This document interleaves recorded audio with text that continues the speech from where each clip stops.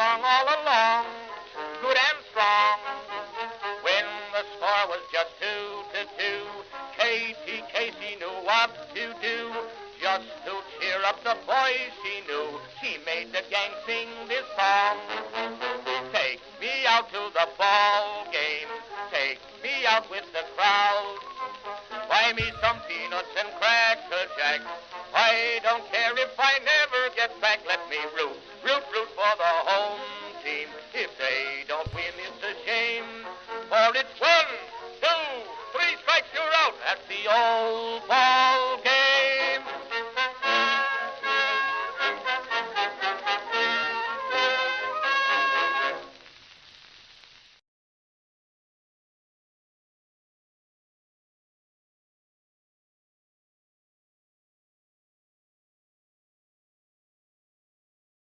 All right.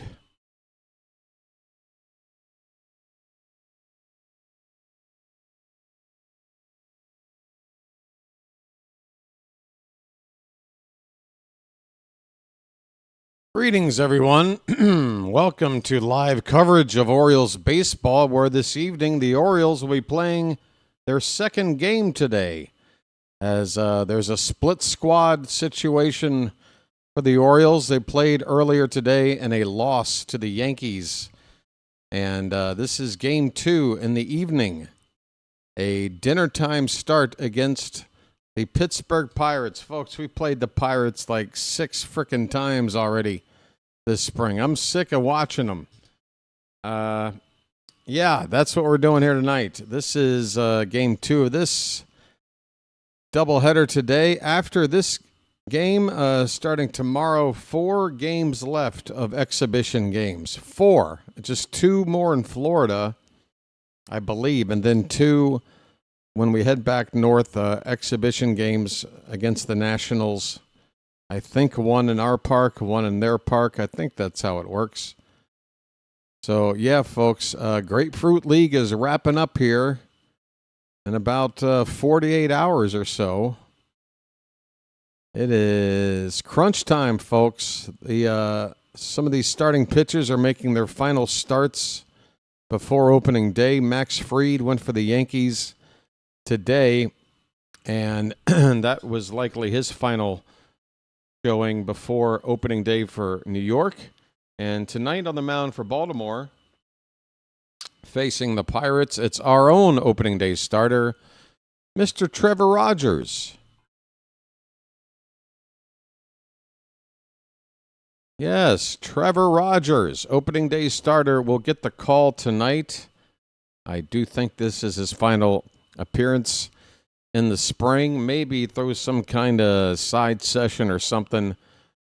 But in terms of a way we're going to watch him pitch against hitters, this is probably it until opening day.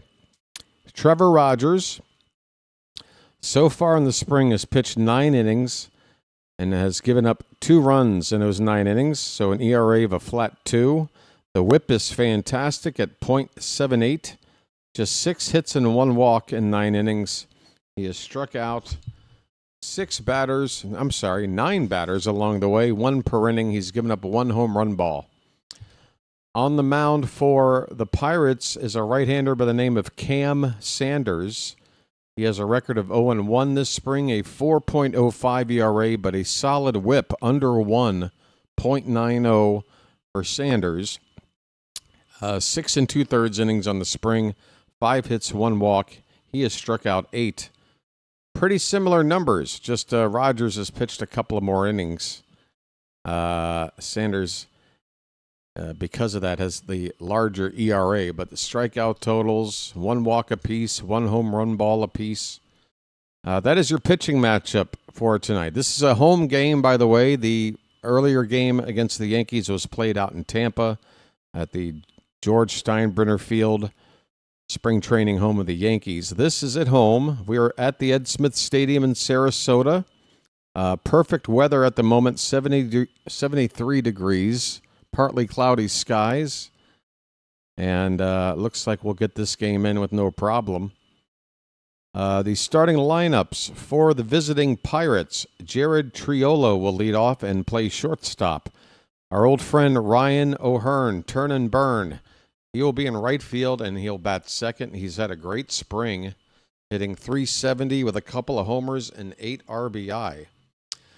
Brian Reynolds, switch hitting outfielder, is going to DH for Pittsburgh tonight in the number 3 spot in the order. Henry Davis, who had no hits when we faced the Pirates last time, and I made a giant point about that. And what did he do? First time up, he hit a home run off of who I can't remember. But since then, he's had one other hit. Henry Davis, the cleanup hitter, and doing the catching.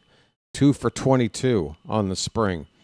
Spencer Horwitz, left-handed bat, playing first base and batting fifth. Nick York is the third baseman, who's had 4 RBI and 3 steals on the spring, hitting .282, 11 for 39. Nick York at third base. Nick Gonzalez, who was away for a while as the shortstop for Team Mexico.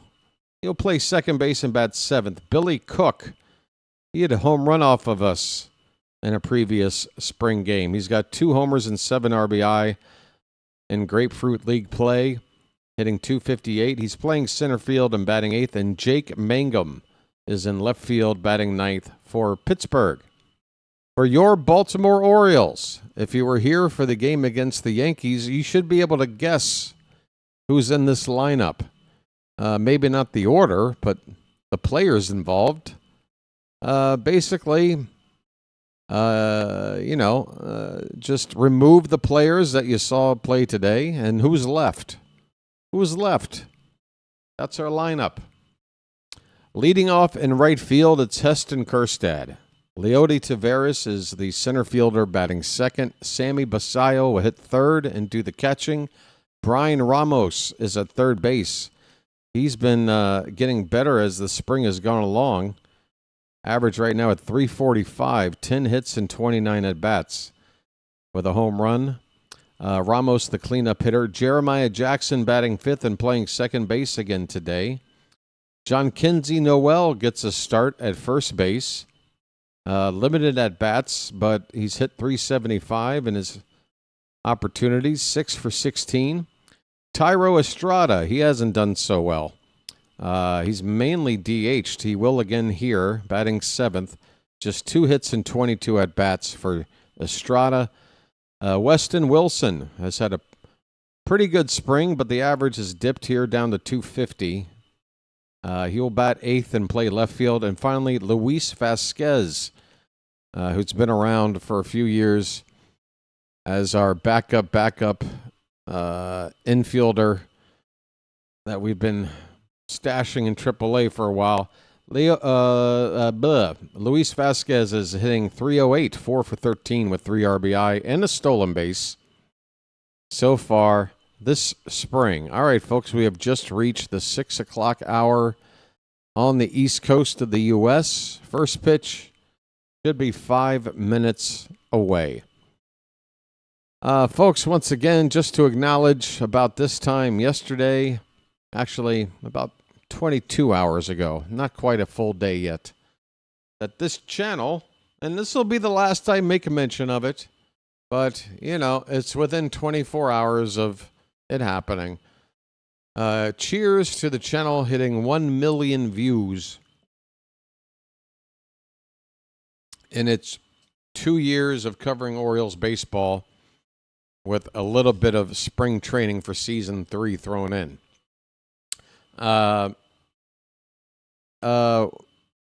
Not seeing the beginning of this ball game. Just prepare yourselves, folks. Oh, wait a minute. We have something here. We got something.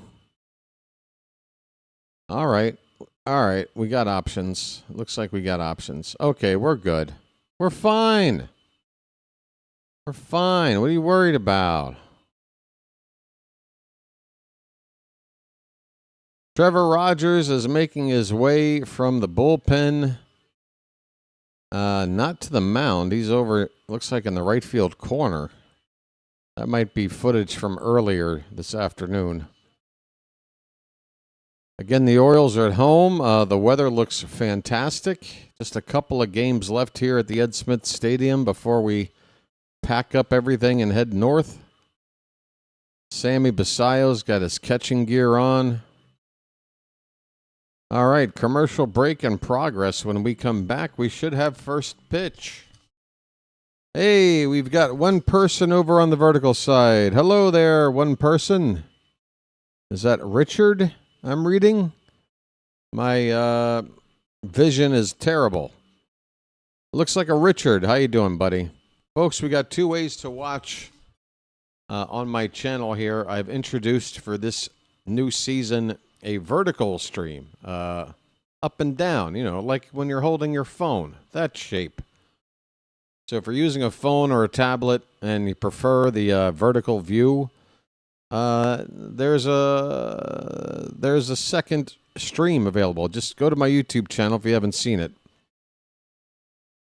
The two streams I run, they're both basically titled the same, but one will be named vertical, and the other just won't say anything. It'll just be plain, which is the horizontal. This is Baltimore Orioles versus Pittsburgh Pirates live play-by-play, March 19th, 2026, Rogers' last go, which again, I think this is going to be the final spring start for Trevor Rogers. We're hoping to see 5 innings from him today, maybe even get into the 6th. I mean, he is, after all, our opening day starter. We want him to go more than 5 innings on opening day. We'd like to see him go 6. My mic is cutting out. Oh, no. Well, let's see if we get more than one report on that. Folks, is my mic cutting out for you?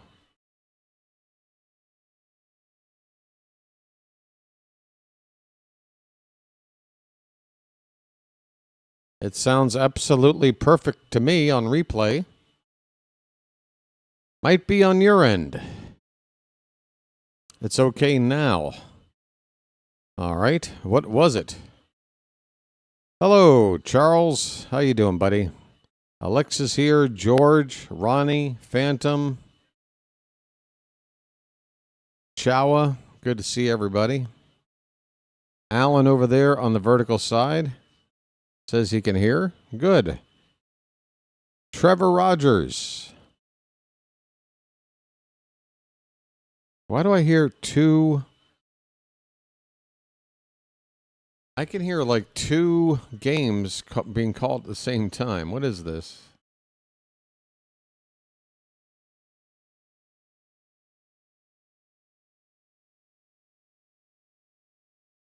Oh, okay.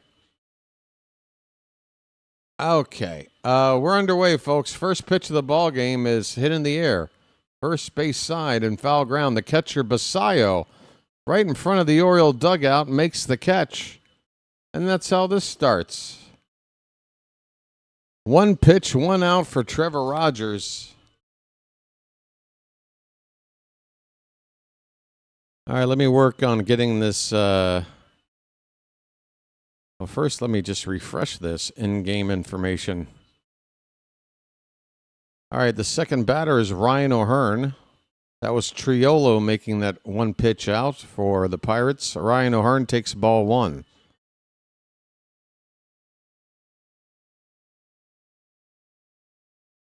"1-0 from Rogers is right in there for a strike. Fastball at 93.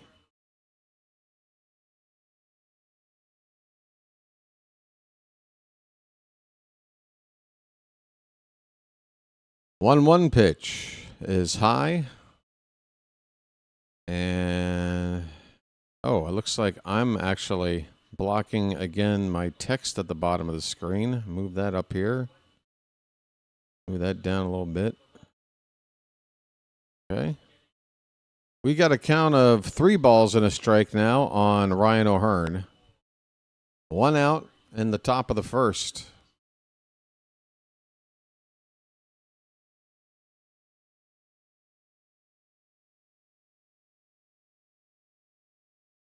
And the 3-1 That is hit in the air. Center field and deep. Back onto the track. The catch is made out there in center field by Leody Taveras. O'Hearn is down. 2 away in the inning.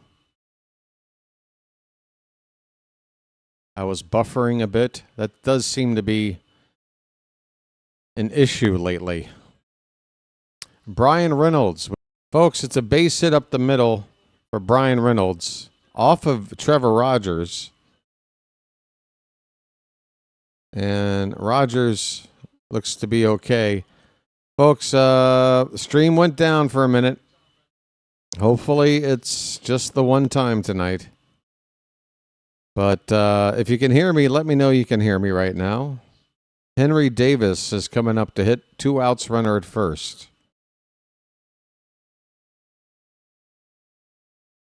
First pitch is a strike, bottom of the zone, a slider from Rogers. Folks, I'm back. Okay, let's try to stay back. It's cutting out a lot still. A lot. Swing and a miss. And the count is 0-2 on Davis.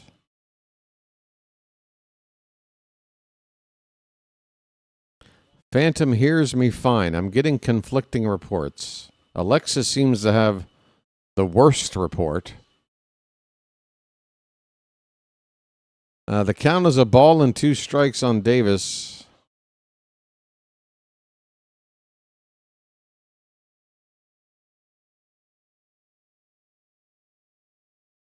And the 1-2 outside. 2 down, 2-2 the count on Henry Davis.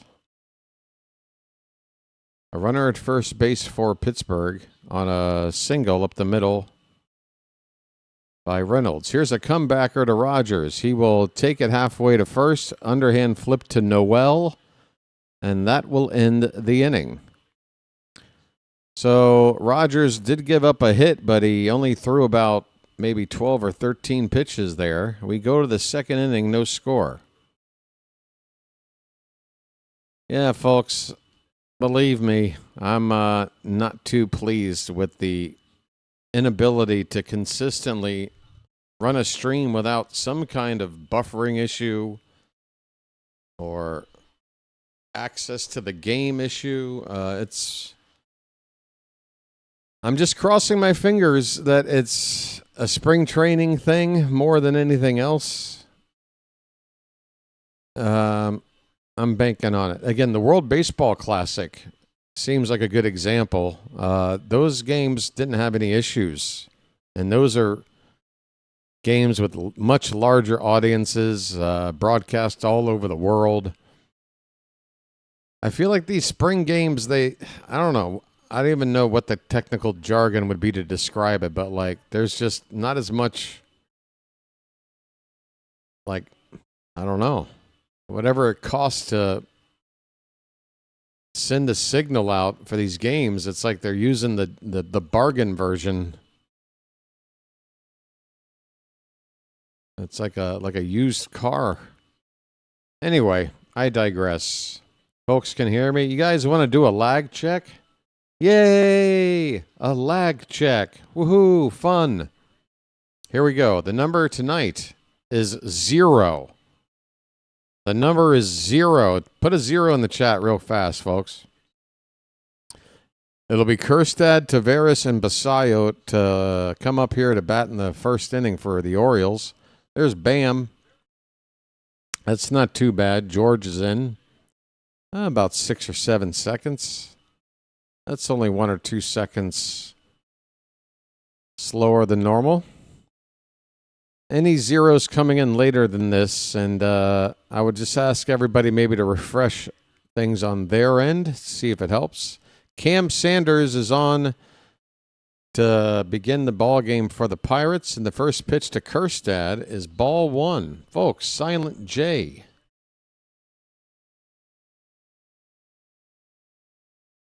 1-0 pitch is fouled back. 1 ball and 1 strike. Do I need to refresh this again too? My goodness gracious.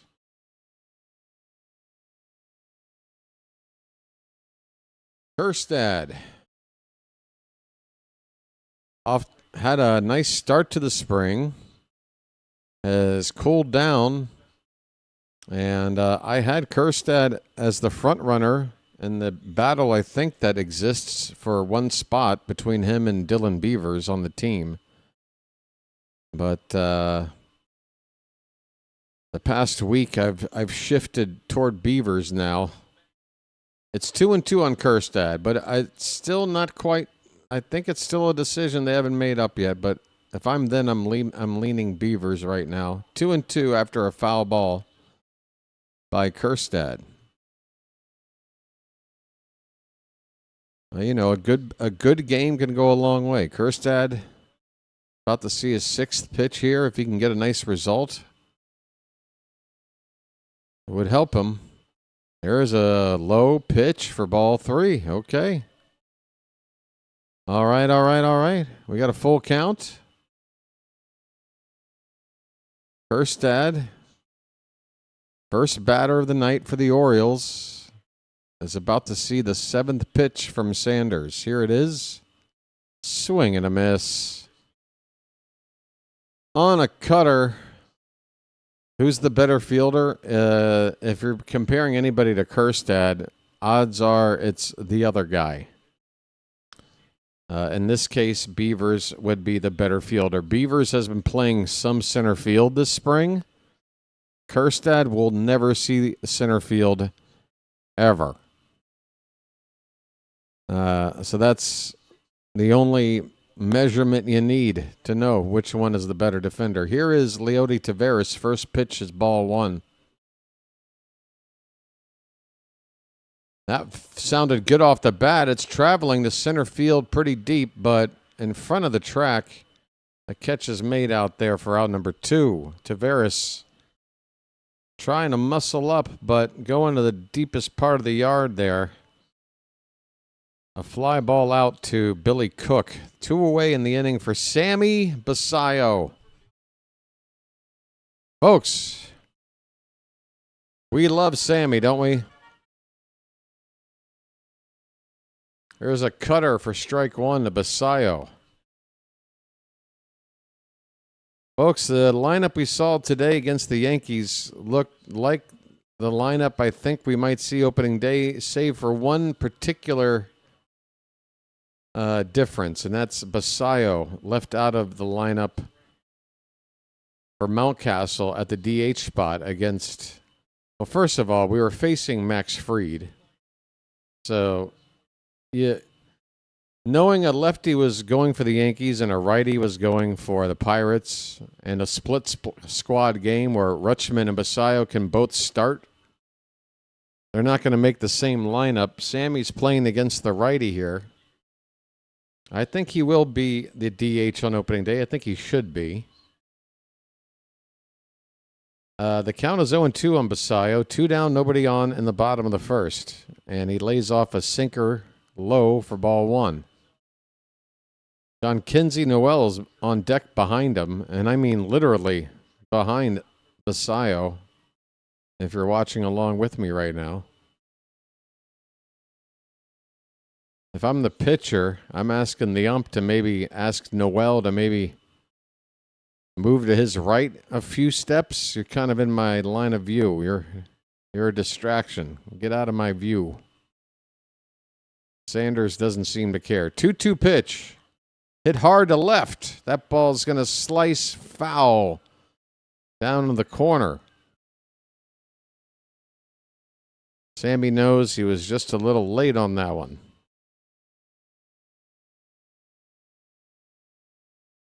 Look at that stare of his. I tell you what, Sammy's got the eyes. The eyes of a slugger. 2-2 pitch. That one's lefted off to right field. It's going back, and that ball's gonna go! Bye, birdie! Slamming Sammy B. His 2nd spring home run. I told you it's in the eyes. The eyes of a slugger. The Orioles are on the board here in the first. It's 1-0.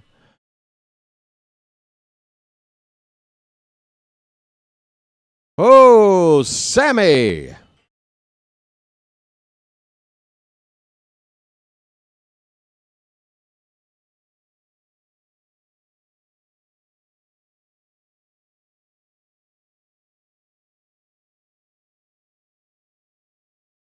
By the way, I misidentified who's on deck. Brian Ramos was the on-deck batter. He's up to hit now.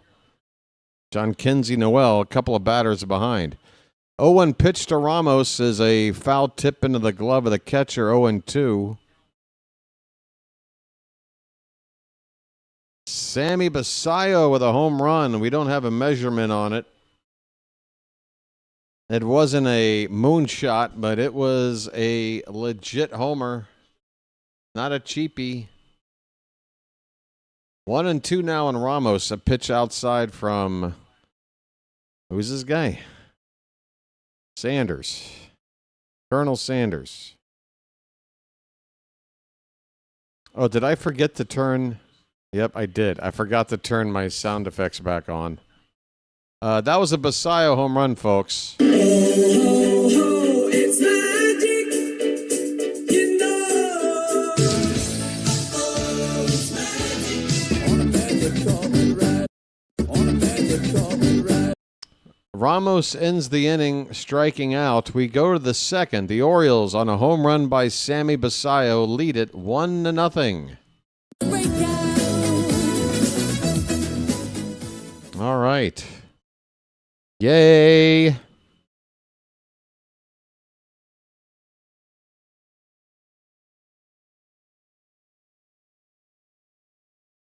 Alan is doing a one-man show in the vertical chat.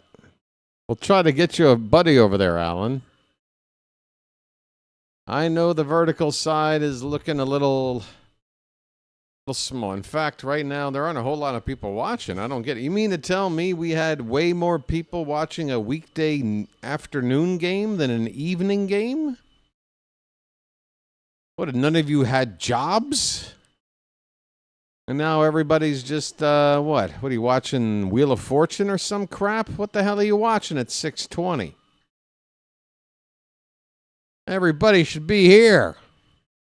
The Orioles are on. Damn it. Basayo went deep. Damn it.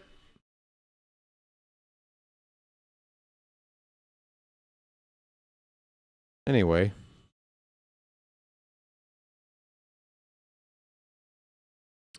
Scoreboard. You need an update, don't you? Still says nothing, doesn't it? What is the deal? Oh, what is the deal? It's 1-0 Baltimore, folks. Almost to 20 likes. Let's go. All right. Second inning of work for Rogers. First pitch swinging. Spencer Horwitz with an opposite field base hit to left. Horwitz wasting no time, and the Pirates have the tying run on with nobody out.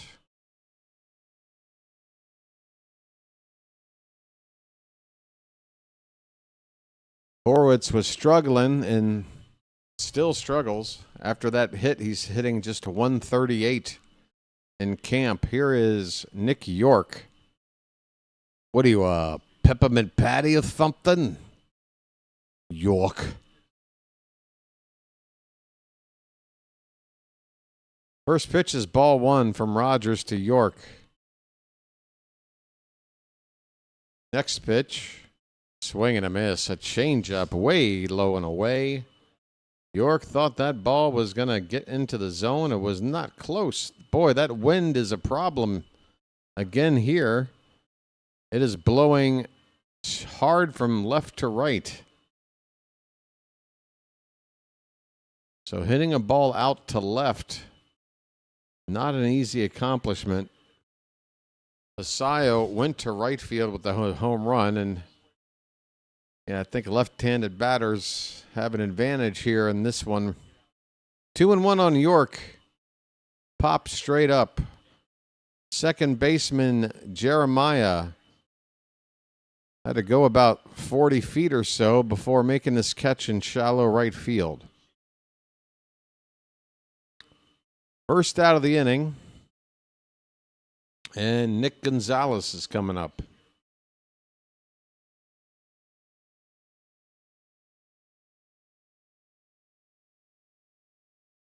.260 average, 5 homers and 30 RBI last season for the Pirates. Not an everyday player, but I think they're looking at him as being one this season. First pitch is in the dirt to Gonzalez.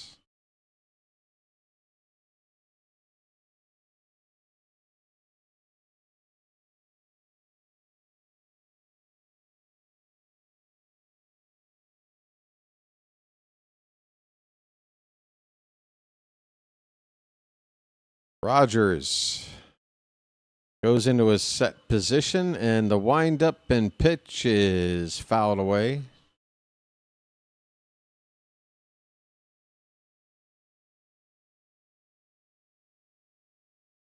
Plenty of sunshine here in the early evening still.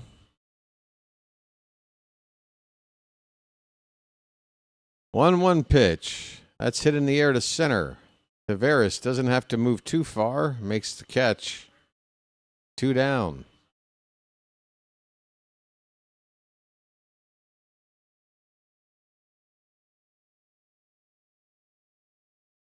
Tavares checking on his little cheat card to see how to position himself for the next batter, Billy Cook. Cook had a home run against us the last time we played these guys, just a few days ago. Here's a hard hit ball into the hole, left field, a base hit. So Horwitz will stop at second. Cook is on with a 2-out single. 2 batters are on for Jake Mangum, the number 9 hitter. Mangum, I believe, is a switch hitter, batting right-handed here. Played for Tampa last year. Had a good average, 296. Not a whole lot of power. I suppose that's why you bat him 9th. 2 down, 2 on. First pitch, and Mangum going opposite field. It's going to slice out of play for strike 1. Charm City chat, you're still alive, right? Or has the chat stopped working? Nobody seems to be talking. Everybody is stunned. Rogers looks at the runner at second. The pitch. That's hit into right field. That could be trouble. Get foul. That is a fair... Oh, it is a foul ball. Oh, my. Oh, that was close. I was just about to say it was fair. It did just drop foul. Very lucky. If that ball lands on the chalk, 2 runs come in and we're losing. Instead, there's 2 strikes with 2 down on the batter and a chance to keep a 1-0 lead.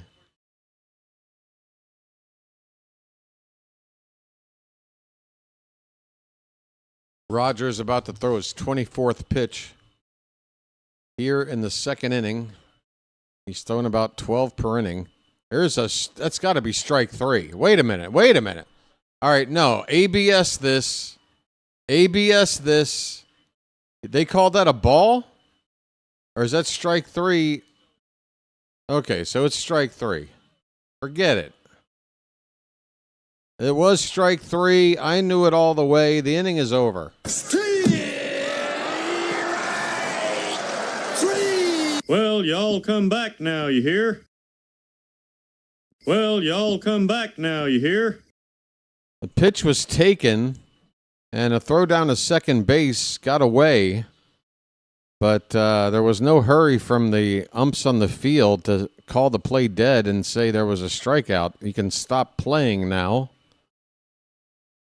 But indeed, it was strike 3. For a moment, I thought we would have to challenge. And I'm like, don't you dare not challenge that call if it was called a ball. But yeah, that's strike 3. Trevor Rogers is through 2 innings now. That's his first strikeout of the day. He's given up 3 hits, but no walks. And Most importantly, no runs. Bottom of the second coming up. It'll be Jeremiah, John Kinsey Noel, and Tyro Estrada for your Baltimore Orioles. Folks, you know what I'd like to hear right now? I'd like to hear from you right now in the Charm City chat. Tell me why you love your Baltimore Orioles. What do you love about the Orioles? What is it? Let me know. Can you say it in a short enough comment that'll fit in one comment? I don't know. I feel like if I was asked that question, I wouldn't be able to squeeze my answer into one comment. It's a tough question, folks. What do you love about the Orioles? Is that Dylan Beavers mic'd up? The Beeve is getting interviewed by the Masson broadcast team. Good to see you, buddy. Nice beaver. Thank you. Folks, we're up to a couple of dozen likes, just about. Pushing up toward 30. We had over 50 likes in the first game today, so if we can do that again today, that's 100 likes. That's pretty damn good for spring training. 2 games or not. Is that Gregory Soto out there? Holy cow. Gregory Soto is on the mound for the Pirates. First pitch is a changeup at 90 miles an hour in the dirt. Former Oriole Gregory Soto is on the mound right now for the Pirates. We traded him to the Mets at the deadline last season. Here's a line drive, base hit into left field by Jeremiah Jackson. Welcome back, Gregory.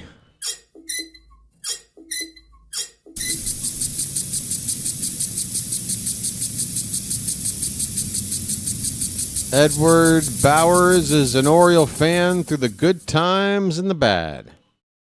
We've had good times. Good times. Anytime you need a place.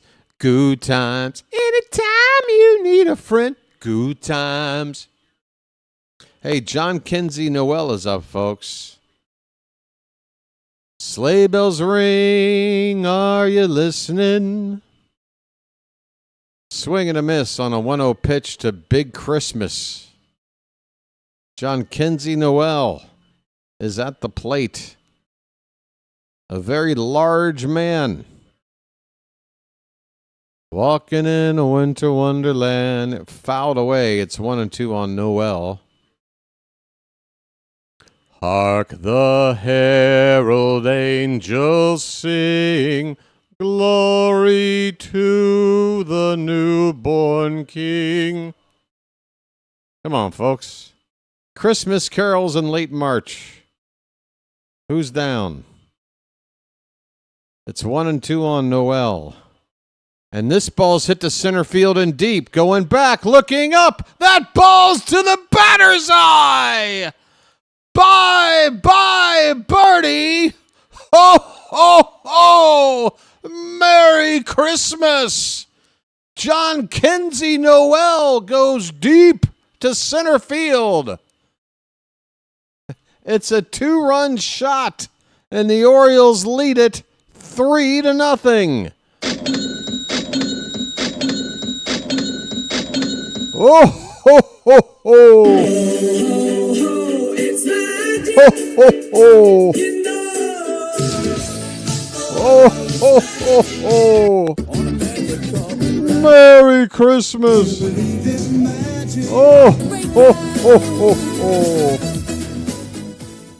And what would you like for Christmas, little boy? Here is Tyro Estrada. First pitch was a ball, and the next one is a strike. Thank you, Gregory Soto. Nice doing business with you. 3-0 Orioles in the second. This 1-1 pitch is outside by a lot. Gregory Soto is looking very Gregory Soto-y. 2-1 pitch. That one just got a little piece. Estrada fouled it away. 2-2. Folks, John Kinsey. Noel is now hitting .412 in the spring. How do we hang on to this guy? Here's a little dribbler to third, but it's a foul ball. I guess off the foot of Thairo Estrada.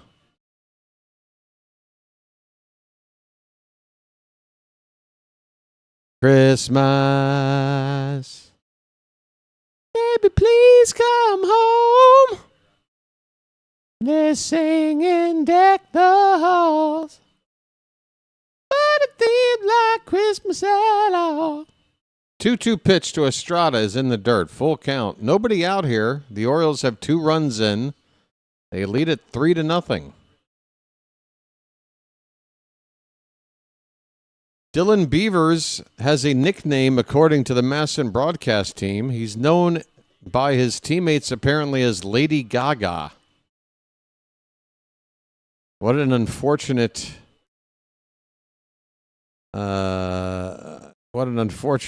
position there. Estrada strikes out on a curveball. 1 away here in the second inning. I mean, you do have the last name Beavers. Surely they can do better. Weston Wilson takes a slider for a called strike. Wilson with the Phillies last year. Hit just under the Mendoza line in 54 games. That ball's lifted to left center field. That ball is going to be chased down out there on the run near the warning track by Jake Mangum. Second out of the inning, that ball was smoked off Soto. He is lucky to get away with that one. Moving on, it is the number 9 hitter, Luis Vasquez.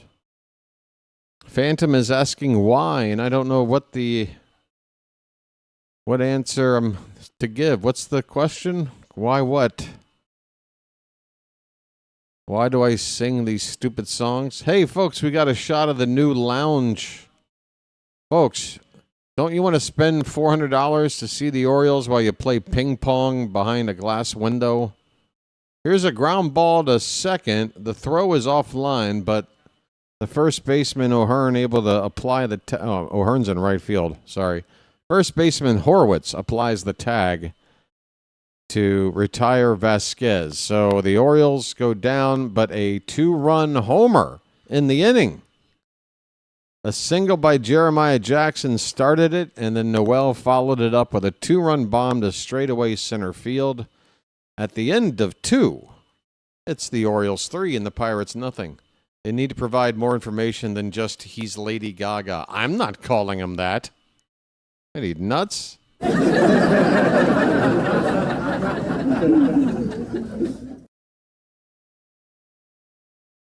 You're gonna have to provide a little more context. I'm not just gonna roll with that.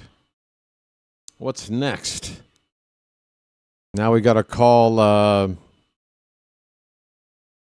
Now we gotta call somebody like Tyler Ward, Sabrina Carpenter, or something.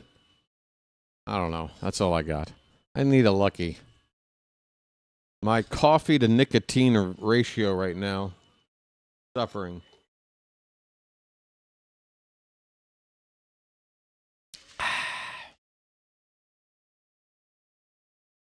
Folks, make sure they donate my body to science. I'm telling you, when they cut me open, it's just going to be coffee beans and cigarette ash.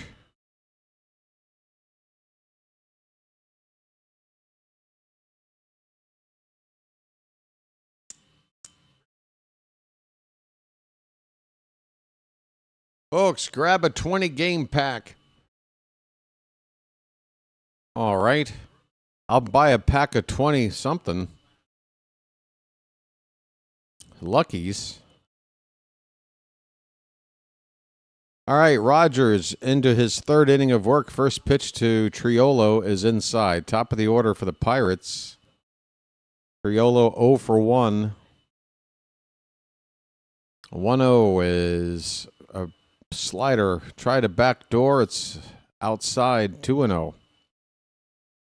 That don't make no sense.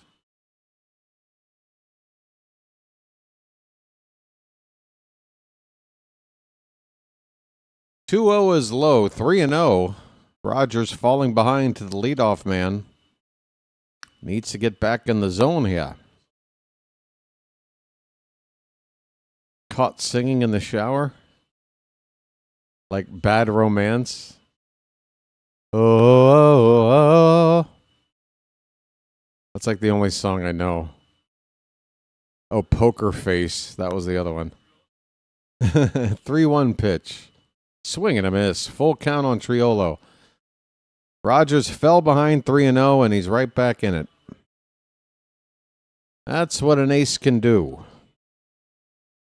Doesn't let a 3-0 count get him down. Here's a ground ball to third. Should be a play for Ramos. Over to first in time. And that's your first out here at the top of the third. Rogers on 30 pitches. Ryan O'Hearn, our old buddy, coming up. He's 0 for 1.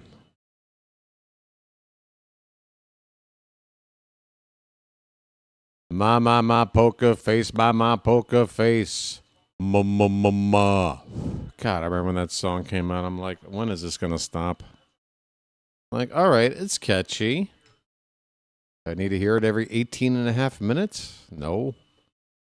Here's a called strike 2. 0-2 on O'Hearn. Ryan O'Hearn. I wonder what he did on St. Patty's Day. The 0-2 pitch. Ooh, called strike 3, bottom of the zone. O'Hearn gives Rogers a little look before walking away.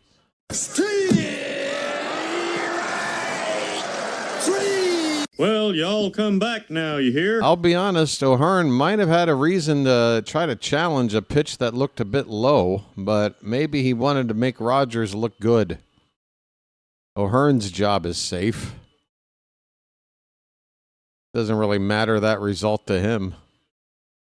Hey, it's ball 1 to Brian Reynolds, and I got to tell you, that pitch looked like the one that struck out O'Hearn. They're going to challenge this. The Orioles are. And I guess if the last pitch was called a strike, they feel like this one should be too. I think it's low. If that last one was low, this one was low. Hey, we got the bottom of the zone. That worked out. Great success. Great success. The Orioles win a challenge. It's a strike. Great success.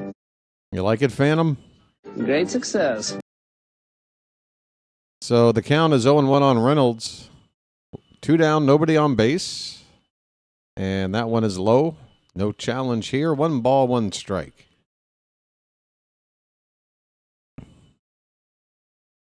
Oh, yeah.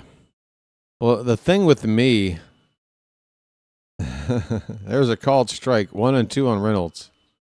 I guess there is a bit of a lag. My biggest embarrassment caught singing is belting out Dancing Queen when I thought I was alone. Folks, I used to be a closet ABBA fan back in my late high school, college years. Because, I was a 90s hipster listening to alternative rock, lo-fi indie rock. All kinds of stuff. I was cool, but I thought ABBA was freaking great. And where was I? I was caught singing Dancing Queen. I might have even been moving around a little bit. Kind of getting into it a little bit. I can't help it, folks. No, I'm not going to start. 1-2 the count on Reynolds. Rogers was just standing out there for a bit, and now Basayo's going to jog out, and Rogers is doing the talking right now. Dancing Queen is a decent. It is an all-time classic. It is an instant make the room feel like fun kind of a song. How does that song not put you in an instant good mood? I gotta ask. This pitch is inside. 2-2 on Reynolds. 2 out, bases empty. We're in the top of the third. 3-0 Baltimore. How do you think the ABS challenge system's working so far? I think it's working pretty good. I'm happy we have it. I'm looking forward to watching sort of the drama that's going to come with it, because there will be drama. When to use it. I still think some umpires are going to... This pitch is swung on and missed. The 3-2 to Reynolds. Rogers goes off speed. See you later.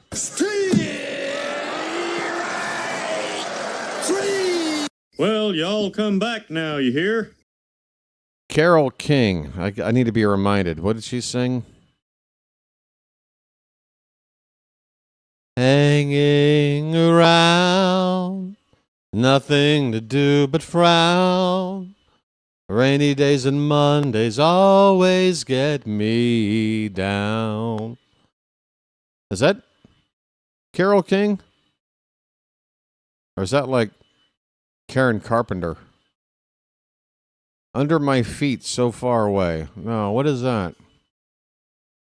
I might need a lesson on some Carole King.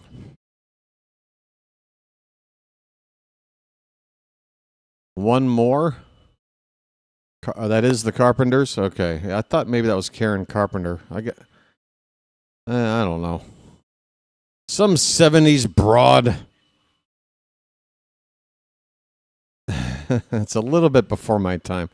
I do have a lot of music from that era in my collection, but I don't have any Carole King, I got to admit.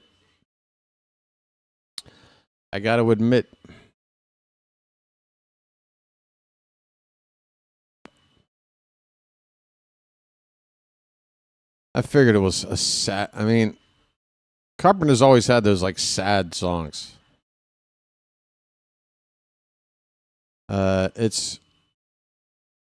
It's too late, baby, now it's too late. Though we really did try to make it. Oh, yeah, now I know the voice.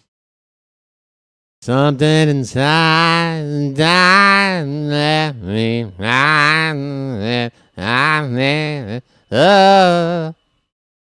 Is that accurate? Sorry, Carol. Hey, Mike Clevenger. A right-hander is on in relief for the Pirates. 8 games with the White Sox last season, put up an ERA of about 8. He's got the top of the Oriole order up. It's Kjerstad, and first pitch is fouled off into the first or second row of the stands along the left field line.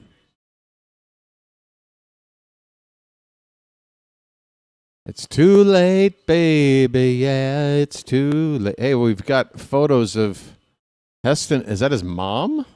Okay. 0-1 pitch. That is off the plate.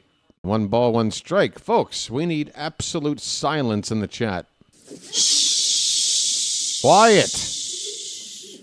Silent J is hitting. Not lately, but let's hope he does. Pitch. Swing and a miss. 1-2 the count. Kjerstad is currently at 205 on that average. Another 0 for here. We'll be looking at the Mendoza line.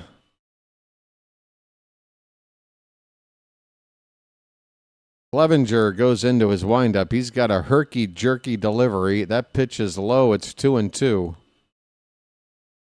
This guy's got the arm sleeve tattoo, a big old head of hair, you know. He's keeping up with all the trends. He's really jumpy out there on the mound. That pitch is hit on the ground. Second base, slow roller. And Kjerstad is out. He's 0 for 2. And again, now hitting on the Mendoza line. And even 200 this spring for Kjerstad. He is like 0 for his last 15 or so, I want to say. Maybe one hit mixed in there somewhere, but it's been probably about 5 games without much from Kjerstad in a row. Here's Taveras. He shows bunt and brings the bat head back. That pitch is all the way to the backstop for ball 1. Taveras. He's hitting just 200 at the moment.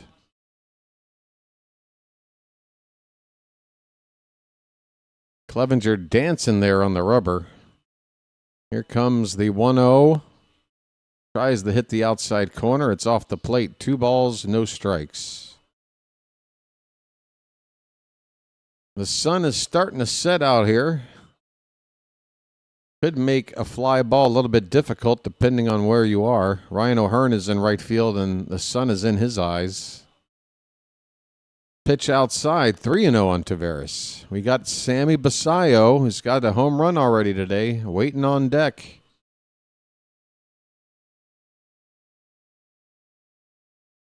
You know, I feel like I had a hot start to the spring and I've tapered off.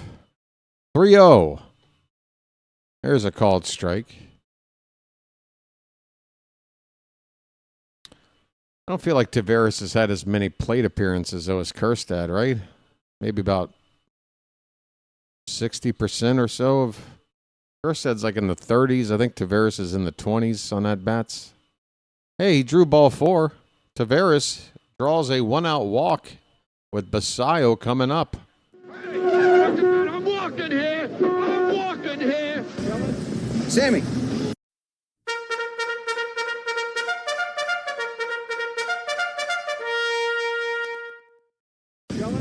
Sammy. 1 on, 1 out for Basayo. Home run his last time.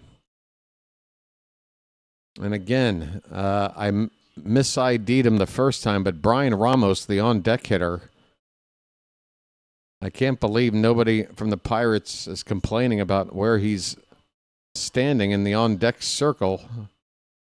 He's basically just a few feet from being directly behind home plate. Sammy drives another one to right. Forget about it. That ball's gone in a hurry. Bye, birdie. Slamming Sammy Basayo. Muscles up. It's too easy. Holy cow, a 2-run bomb to right. The Orioles have got the long ball working today. It's 5-0.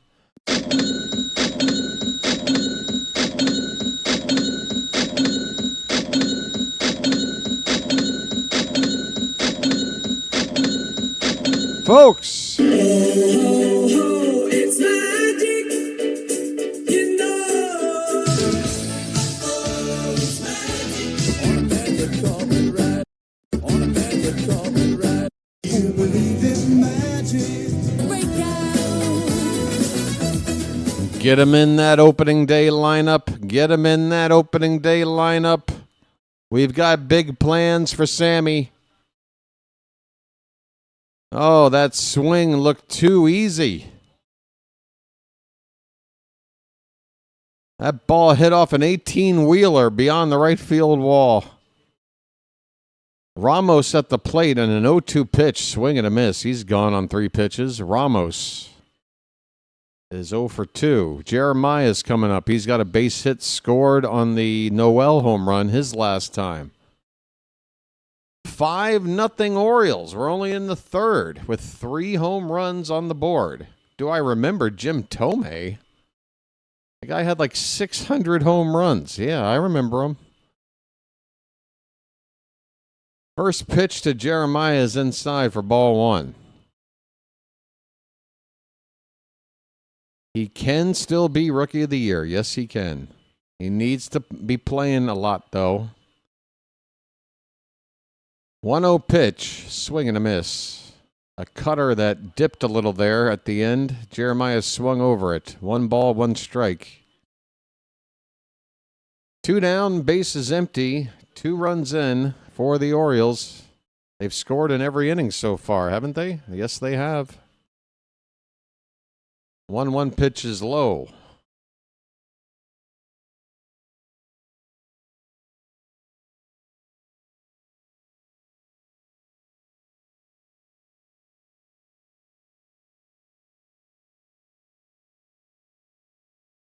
Toronto beat the Yankees by 11 in a split squad game for New York. That's good to hear. Swing and a miss by Jeremiah. 2-2 the count on the Bullfrog. Jeremiah was the bullfrog. Boom, boom, boom. Yep, I hope that's the baseline, Phantom. I hope that's the baseline. I don't want to see him play less than that. I wouldn't mind if he played more. It's just a matter of time. Even if this first full season for him, the average isn't great. Just you know, the more you play him, the quicker he's going to get to that stage where he's one of the top sluggers in this league. I might sound like I'm getting ahead of myself, but I'm not really putting the kind of label on any of our other young stars like I have been with Basayo. The dude is just a masher. 2-2 pitch to Jeremiah is low. We got a full count. Again, it's all in those eyes. I wish I could explain it more. A guy just sees a pitch coming in like it's his job to hit the crap out of it. Here's a ground ball hit to third on one bounce. Throw across is low. Dug out there nicely by Horwitz. Nice scoop job there at first base to save a would-be error. The inning is over, but Basayo, for the second time in 3 innings today, hits a bomb to right. His second and third home runs of the spring here today. At the end of 3, it's the Orioles 5 and the Pirates zilch. So far, so good, folks. Hey! How's everybody doing? We have a few dozen people hanging out on the horizontal side. Folks, we have a break in the action. Would you mind if I took this time to, instead of, I don't know, promoting some betting website or some other garbage like that, do you mind if I just ask that you folks watching right now hit the like button, the thumbs up at the bottom of your screen, your phone, your tablet, whatever you're on? We can get those likes up to 30 here before the next pitch of the next inning. If those who have yet to do it chip in. The rest of us here would appreciate it, wouldn't we, folks? Yes, we would. Just 2 likes away now from 30. Thank you. Next game on the channel is a night game tomorrow. I believe a 6:30 start time, and I am forgetting who the opponent is. I need to go back and look. It's the Yankees. It's the Yankees again. Tomorrow evening, folks, half an hour later than tonight's start time. 6:35 is first pitch. I'll be on the air at 6:20 p.m. Our last spring game against the Bronx Bombers. It's again going to be at Steinbrenner Field for the second straight day, but we'll have our full squad for that one, I think. We then play the Phillies on Saturday. That should be the final game down here in Florida. And then Sunday and Monday, exhibition games against the Nationals, home and away, up north. All right, first pitch strike to Henry Davis of the Pirates. Rogers is out here for inning number 4. And the Pirate catcher takes high to make the count. 1 ball and 1 strike. Davis. Swing and a miss. Sweeper from Rogers.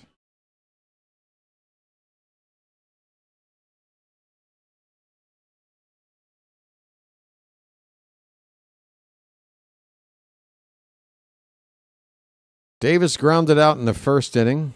He takes low, 2-2. Just 4 hits for the Orioles, but they've got 5 runs on the board. They have not left anybody on base. Oh, you gotta love that. 2-2 is outside, full count. Don't want to walk that leadoff guy.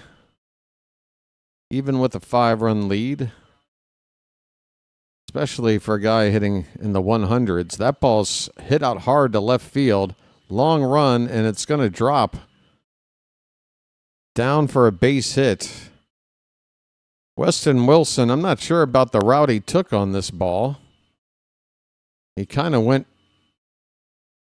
on a straight line right to left, or left to right from his point of view. And then that ball just kind of dropped in front of him. Here's Spencer Horwitz, a single in the second inning, 1-for-1. He takes inside, ball 1. Hey, there's a shot at Albanez. He doesn't have the sunglasses on. Pitch number 48 of the evening for Rogers is fouled away. 1 ball and 1 strike. Chances said, I hit that like button like a Gunnar Henderson goner to right field. All right. You smacked it. You gave it a poke. I appreciate it. 1-1 pitch is over the plate but low. 2-1.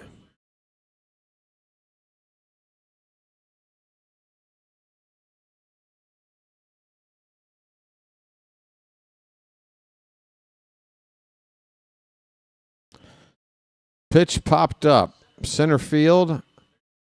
Tavares went back a little bit and now comes in a couple of steps to make the catch. Routine fly ball to center for the first out here in the top of the 4th. Nick York will come up to hit. He is 0-for-1.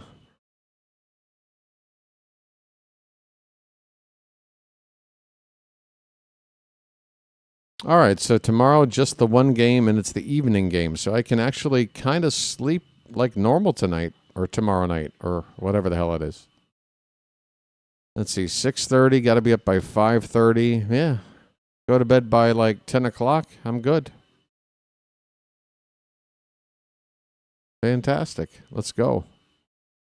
0-1 pitch to York. Hit in the air. Right field. Long run to the warning track. At the wall. Kjerstad makes the catch. The throw back into second. The runner retreating to first. 2 down in the inning. Kjerstad makes, what for him is a difficult catch. May not be for the average right fielder, but for him that was tough, and he made the catch. 2 down, runner at first for Nick Gonzalez.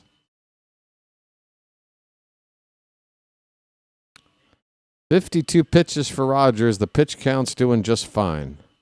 And a first pitch foul ball by Gonzalez.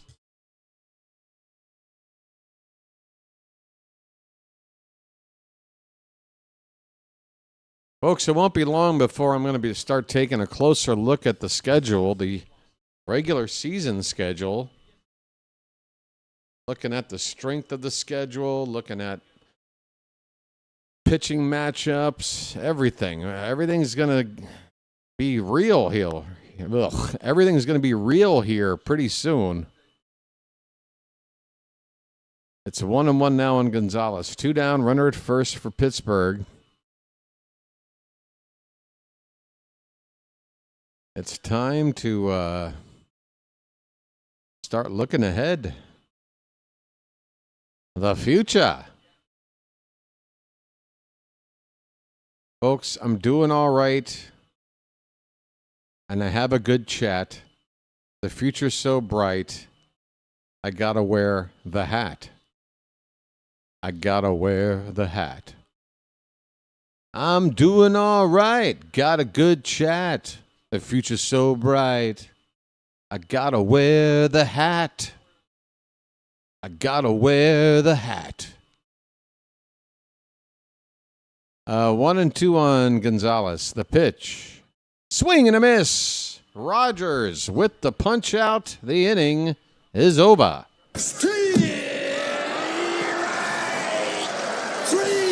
Well, y'all come back now, you hear? Well, y'all come back now, you hear? Rogers has not walked anybody, has scattered 4 hits over 4 innings, no runs. The spring ERA is down to 1.38. The same low-ass ERA he was carrying for most of last season.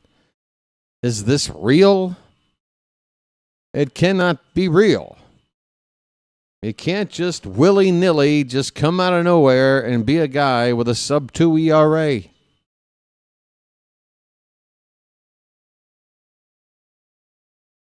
Instead of watching possibly 3 NHL games, all of them are blacked out because they're on a channel that I pay money for, but it is not available in my viewing region, so I get none of them. That sounds fair. Hey, guess what? It's not so bad. You're here, and this is free every day. How about that?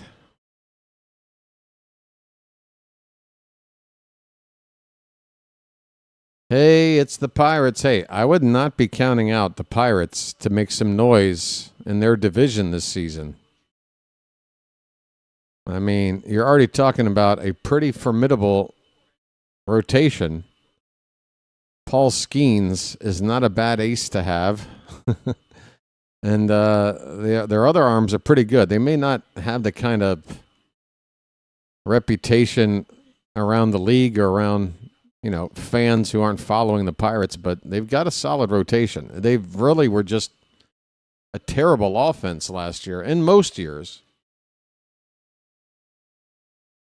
But this offseason, they went out and they added. They got Brandon Lau. That's a lot of power from a second baseman. They went out and got Marcell Ozuna. He had a down year last year, but if he's just going to DH, if he can return to his form, that guy puts up like a 900 OPS when he's on. They got Ryan O'Hearn locked into a 2-year deal. I think we both know that O'Hearn's going to help this offense out. And, if guys like Brian Reynolds can have another solid year, probably on the back end of his career now, backside. O'Neal Cruz is still a guy that if they can just get right, can be another exciting superstar caliber player on this team. They got the best prospect getting called up here pretty soon. Here's a ground ball, third base side by Noel. Foul ball here. What else? The Pirates, I think, are going to surprise people, at least those who, are just expecting another year of the same old from the Pirates. John Kinsey Noel homered his last time up. He's got a 1-2 count. Swing and a miss, and Big Christmas strikes out.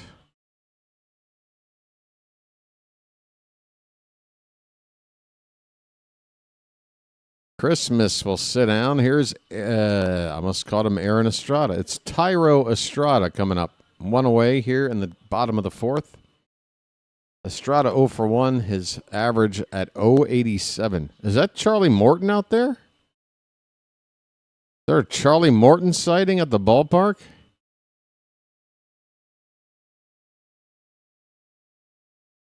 Oh, is he applying for his AARP card here? What is he doing? I guess now he's retiring in Florida. 0-1 the count on Estrada. Swing and a miss. It's 0-2.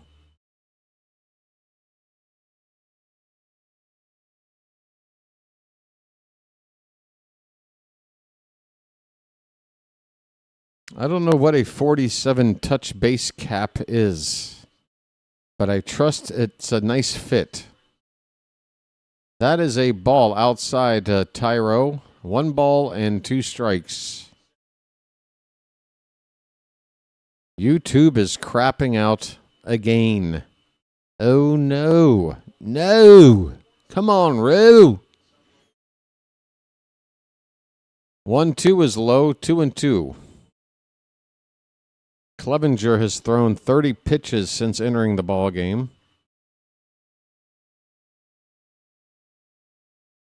I wonder if there's any relation to the lefty Garrett Clevenger. 2-2 pitch. Swing and a miss on a cutter. Down goes Tyro Estrada. That average now for him is, low. Like lower than my blood alcohol level. Here's Weston Wilson.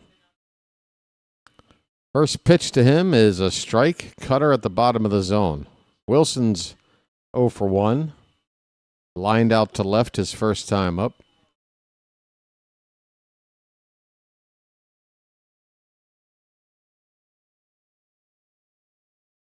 Oh, 1, swing and a miss. 2 strikes, 2 out here in the bottom of the fourth.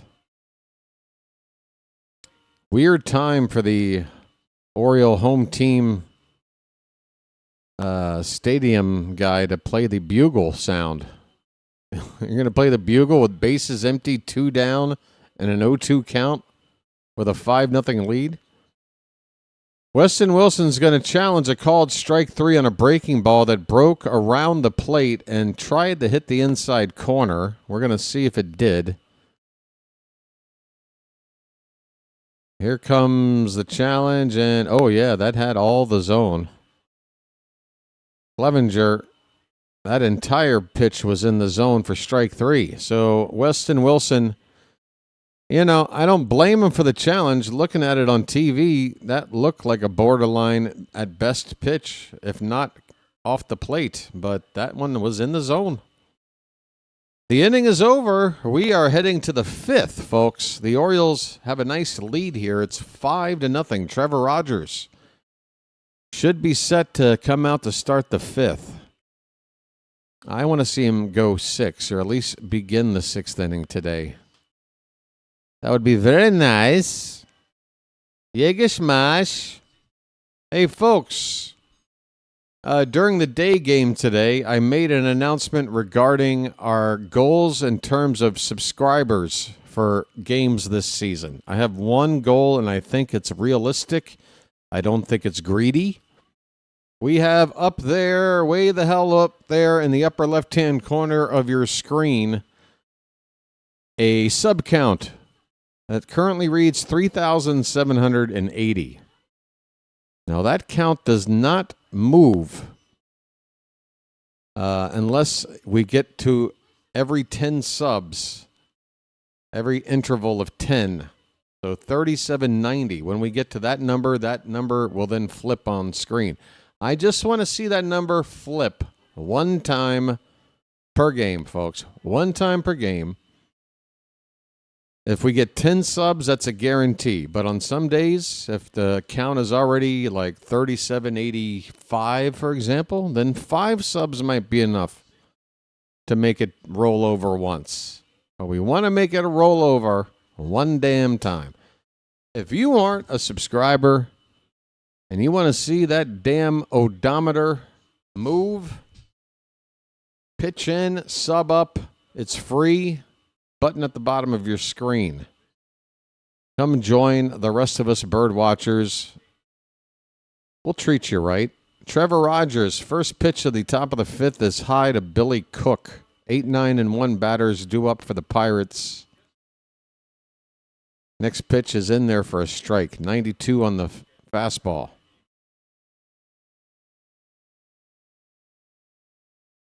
Cook with a base hit his first time.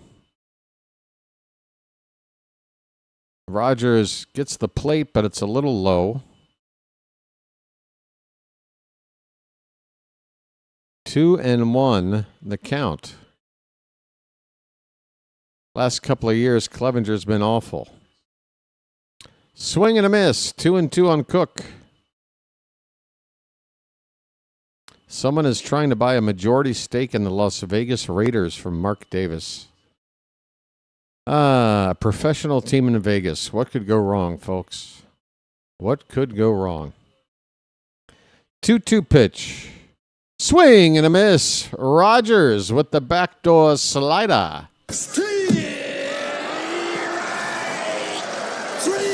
Well, y'all come back now, you hear? Well, y'all come back now, you hear? Hit the bricks, pal. You're done. You get nothing. You lose. Good day, sir. How about this? Peace, love, dope. Now get the hell out of here. Jake Mangum, one away. First pitch strike, another nice slider on the back side of the plate to get ahead of Mangum 0-1. Mangum struck out his first time.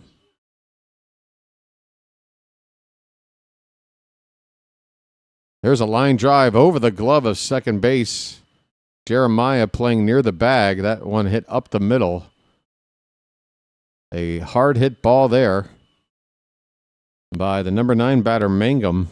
He's on with a single. One out in the inning. Top of the order now, Triolo, who's 0 for 2. Hey, we've got some highlights of Gunnar Henderson's performance at the World Baseball Classic. We're proud of our Gunnar. That's a line drive, base hit to right center. That's going to get the runner from first to third. Mangum is going to get there with the throw cut off in the middle of the infield. The Pirates, back-to-back hits, have their first true rally of the day here. They have runners at the corners with one out. And Ryan O'Hearn is coming up. O'Hearn struck out looking on 3 pitches against Rogers last time up, 0 for 2. But he's had a very good spring, still hitting .345 despite the 0 for so far. Only one away. You got Brian Reynolds on deck, so 2 tough batters for Rogers to go after. Swing and a miss. First pitch slider. It's like Rogers is in the head of the hitters. It's like he knows exactly what pitch to throw and where. It doesn't have to be overpowering. It just has to be this exact pitch the batter is not looking for. He just seems to know. Changeup is outside, 1 ball and 1 strike. That's what I get from Rogers. Again, I don't see anything. I watch him pitch, and I see these minuscule ERAs built now over the course of, 18 starts last year? So far this spring, I think I've figured it out. It's his intelligence. He's throwing the right pitch on just about every count. 1-1 pitch to O'Hearn. That is high. Rogers must have thought O'Hearn was going to look up there and chase it. He did not, though. The count is 2 balls and a strike. We'll trade a double play for a run here. 2-1. And that's a called strike 2. O'Hearn started his swing. He gave up on it. Pitch count for Rogers, I'll let you know in a sec. I think he was in the mid-60s on last check. Might be up in the 70s. Here comes the 2-2. Swing and a foul ball. So we're about to get to pitch 70. 68 pitches from Rogers. The next will be 69. I said 69. How long will they let him go? I hope they try to get him to 80. That would be what I'd like to see. He's up to 70 now. That pitch inside. Full count on O'Hearn.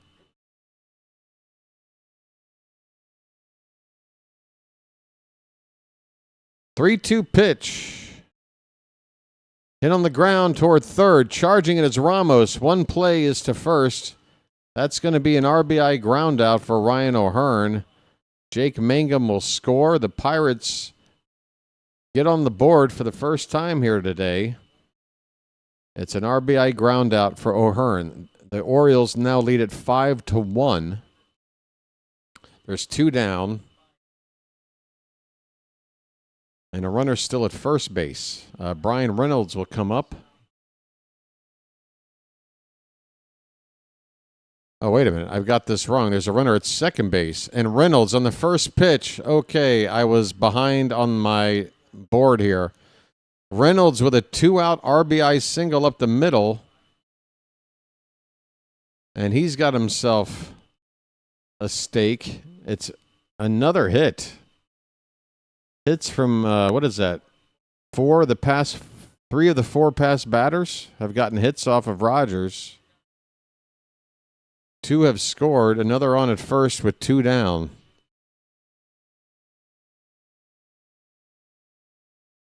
And Rogers will continue here against Henry Davis. First pitch is inside.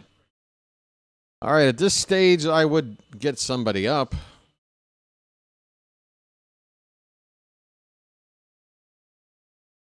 By the time he'd be ready, Rogers is probably going to be getting up to 80 pitches anyway. Here's a check swing. Did he go? No. It's 2-0 on Davis. Get somebody up. Get him up. There he is. We've got to look at the bullpen. Who do we have? Lloyd, a right-hander, is getting loose. He looks like the kind of guy that's only going to be used to get the final out of the inning.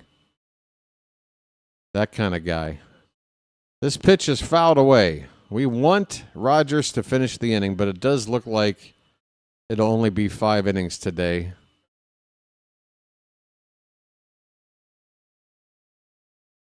Two and one, the pitch. Hit hard, but foul. 2 balls, 2 strikes, 2 outs. The Pirates have scored twice here in the 5th. It's 5-2 Orioles. Pitch number 77 from Rogers. That is a check swing. Did he go? No. The count runs full, and the runner at first will take off on this 3-2 2-out pitch.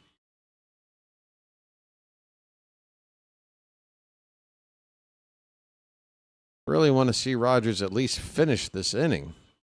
Pitch. Called. Strike 3. Inning over. Rogers did suffer some here in this inning. He gave up a couple of runs on 3 hits. 1 man left. Pirates have 7 hits today through 5 innings, but the Orioles lead where it counts in the run department. We go to the bottom of the 5th. Halfway through, the Orioles are ahead 5-2.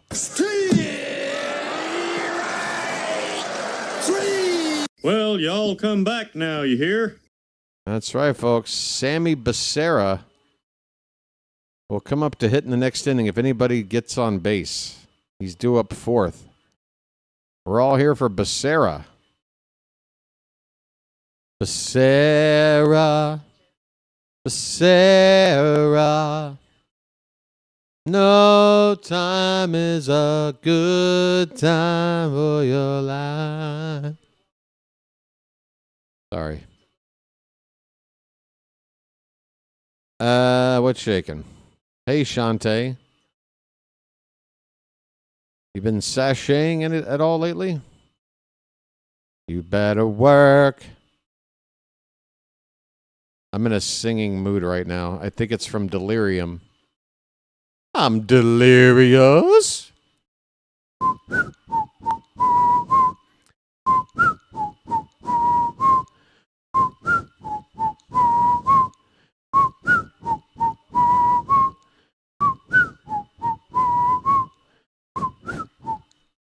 Starship. Don't you remember we built this city? We built this city on rock and roll. We built this city. God, I hate that song. There's 80s cheese and then there's Jefferson Starship. What was that other one from the Mannequin movie? We got a new lefty on for the Pirates, Hunter Barco. Luis Vasquez will lead it off for the Orioles, and then it's the top of the order. Kerstad is on deck, so our starters are going to get another trip through the order here.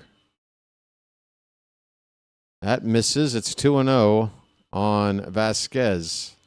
Barco last year between AA, AAA, pretty good numbers, sub-3 ERA. Fouled away by Vasquez. The count is 2-1. Let them say we're crazy. What do they know? Put your arms around me, baby. Don't ever let go. Let the world around us just fall apart. Baby, we can make it if we're hot to hard. And we can build this thing together.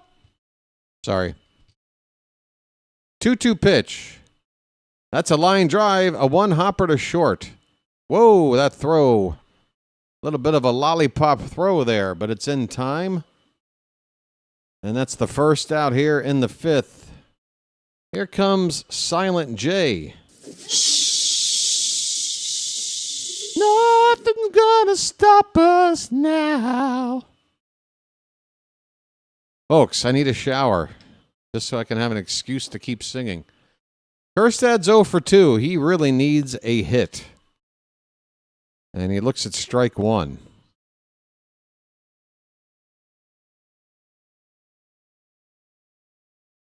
My favorite moment of the career of Jefferson Airplane, which then became Jefferson Starship, which then became just Starship, is their appearance on the Star Wars Holiday Special. The infamous Star Wars Holiday Special back in the late 70s. 1-1 pitch to Kjerstad is way outside. 2-1 the count. Folks, silence, please.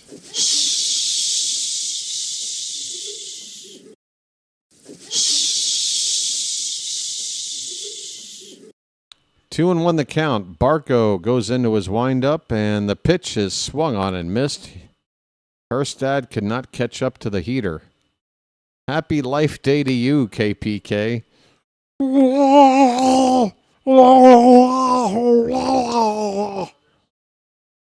Swing and a miss, and Kjerstad strikes out. He's hitting under 200 now. And, yeah, I'm done. I'm sorry, Silent J. Things looked promising for you. But give me the B for opening day on this roster. Here comes Leody Taveras, 2 down, bases empty. He's hitting from the right side against the lefty Barco. And this is a chopper, second base, charging and throw to first in time. 1-2-3 go the Orioles. On to the sixth. Baltimore lead this one 5-2. Folks, who here has seen the Star Wars Holiday Special? If you have not, I implore you to do so.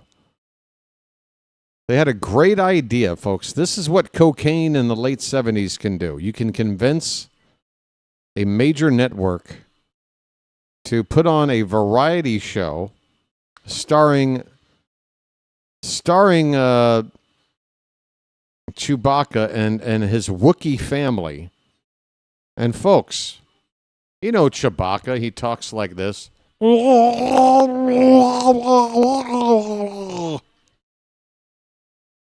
But you know, in the movies, you know, it'd be Han Solo playing off of Chewie, and even though you don't know what Chewie's saying, you know, but sort of between his facial expressions and pitch of voice, you kind of understood what Chewie was trying to say, right? Well, imagine this great idea. You have a Christmas special where you're in the home of Chewbacca with his wife Mala, his stepfather Itchy, and his son Lumpy. And you're in this house, and it's the three Wookiees talking to each other in that Wookiee style of language without subtitles or without any humans to sort of play off of to let us know what the hell they're even saying. That is what you get for the first 15 minutes of this Christmas special. A bunch of Wookiees talking like this.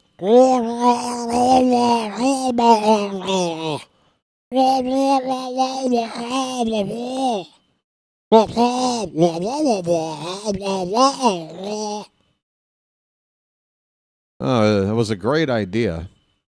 Here's Spencer Horwitz. He looks at a first pitch strike. Folks, Trevor Rogers is out to start the 6th.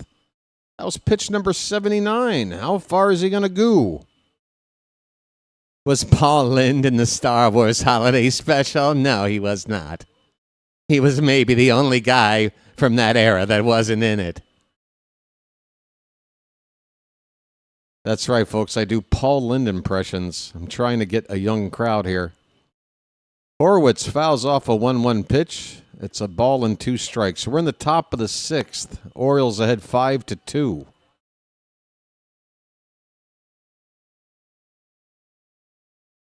Anybody want to hear my Charles Nelson Riley impression?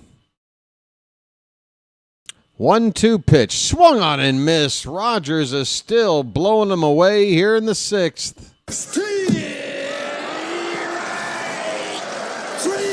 Well, y'all come back now, you hear? Well, y'all come back now, you hear? Albarnez is jogging out, and it looks like he was on a hard pitch count. He faced one batter. He struck him out, and that's it. Here comes Albie to take him out of the game. And, yeah, right there in the mid-80s, right where I wanted to see his pitch count. Rogers departs to an ovation from this spring training crowd. I can't call it a standing ovation. Everybody's too lazy to get up. But that's it. Keegan Aiken is going to come in to relieve Rogers. One lefty for another. We're 1 out into the top of the 6th inning. Call to the bullpen. Folks, there ain't no faking. There ain't no mistaken. When it's time to bring home the bacon, you call upon Keegan Aiken. Be right back. Bacon! Bacon! Where's the bacon? I smell bacon! Bacon! Bacon! Gotta be bacon! Only one thing smells like bacon! That's bacon! Bacon! Bacon! Bacon! Bacon! There! From that bag! What's it say? I can't read! Please! Please! Give me what's in the bag! Chewy, yummy, smoky bacon! There you go. Oh boy! Oh boy! Oh boy! No! No! No! No! No! No! It's bacon! No, it's Bacon Strips, brand dog snack from Purina. Bacon Strips. Dogs don't know it's not bacon. It's bacon! Baltimore, you are seeing history being made today.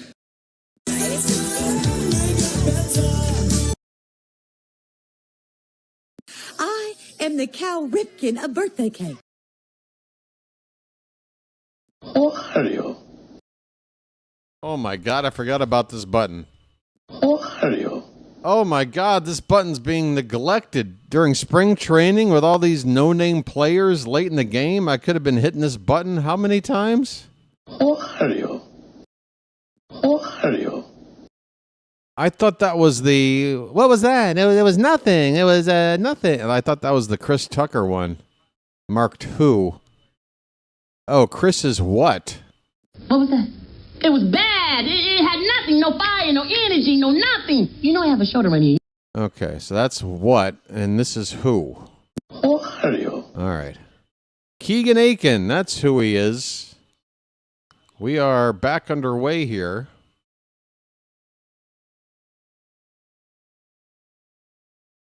Nick York at the plate, the 0-1 pitch. Swing and a miss. It's 0-2, a changeup from Aiken.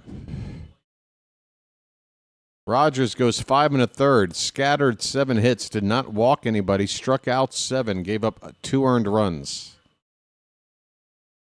Pitch is low, 1 ball, 2 strikes. The ERA for Rogers sits at 2.51 on the spring. That's a little more realistic than the 1.38 he had before giving up those 2 runs. Who are you? Who are you? Aiken was in 64 games for Baltimore last season. His ERA at 3.41. It was lower than that until the final month or so of the season when they were asking him to pitch in higher leverage situations where he did not do so well. But the Aiken used in the right spot should be an ERA of 3 or a bit lower.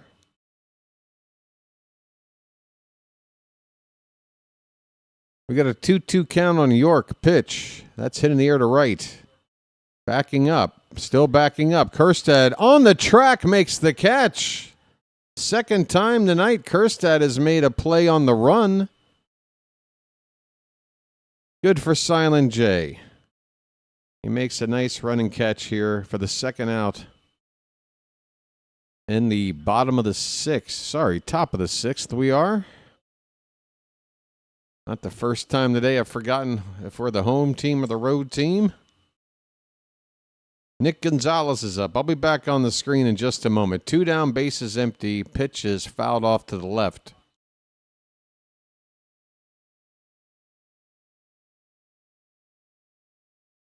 Oreo. Oreo. You can't ask that question any better than Mandy Patinkin asks it in The Princess Bride. Oreo. That's how you ask that question. Like if I open my front door and a stranger is standing there, I want to be able to say this. Oreo. Oreo.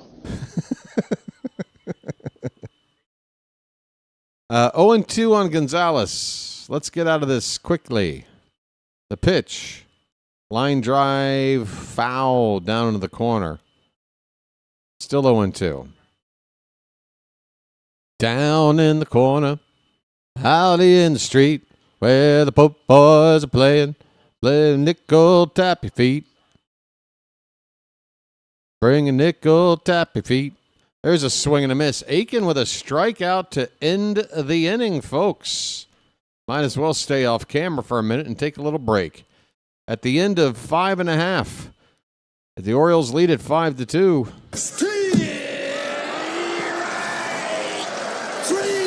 Well, y'all come back now, you hear?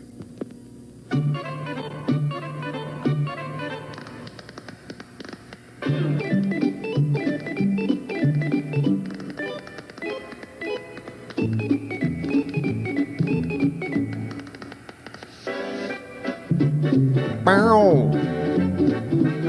Bow. Bow. He met a strange friend and Where'd you from? Baltimore. What? Baltimore. Baltimore? What's that?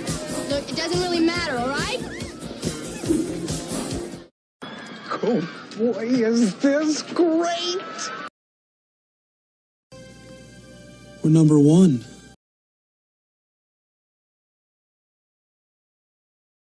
Call it the Baltimore Miracle or some shit.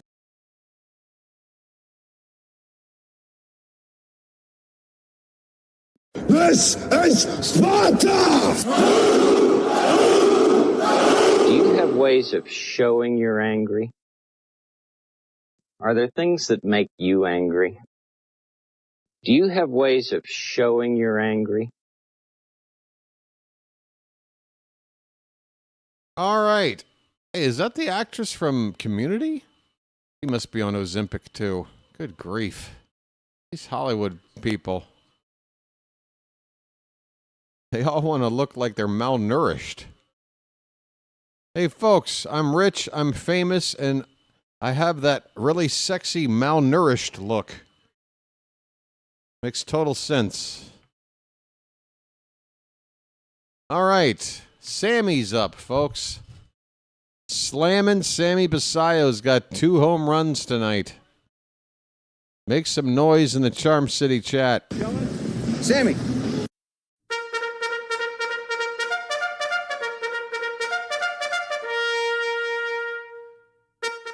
Here comes the 0-1 pitch. That's away. 1 ball and 1 strike. Sammy. Split between Kjerstad and Beavers. Neither has had a great spring. I think it'll come down to these next couple of games. Line drive, base hit in the right field for Basayo. And he will have himself a 3-hit day. Every ball hit on a rope. Sammy is looking sharp. Get him out there for opening day. Let's go. Let's go. Where's my faucet? Where is it? Damn it. Brian Ramos up at the plate. Outside ball 1. Barco, the lefty for the Pirates, is still out here. He was out there in the 5th inning. Ramos has struck out both times up so far tonight. He was hitting pretty well coming into this game. He has yet to make contact. 1-0 pitches up and away, 2-0. Catcher will come out to talk to Barco. That doesn't look like Henry Davis. I think we've got changes for the Pirates. No, that is Henry Davis. All right, never mind. Never mind then. The 1-0 pitch up and oh, that looks like a repeat. Wait a minute. My game just skipped. I'm watching the same thing I just saw. Am I in a loop? I don't know, but I guess I fell behind because it's not skipping back. I just saw that pitch happen twice, and I don't know why. The sun is setting here in Bradenton. The Orioles have a 5-2 lead here in the bottom of the sixth. Runner at first, nobody out. Ramos with a 2-0 count. And the pitch to him is fouled away. Once again, folks, tomorrow night, and again, it's a night game. We only have a couple of day games left here in the spring. And just a few games at all. 2-1 fouled away, 2-2 on Ramos. First pitch is just after 6:30 p.m. We'll be on the air at 6:20. Okay? Get here at 6:20 if you want to know all the news and notes going into tomorrow's game.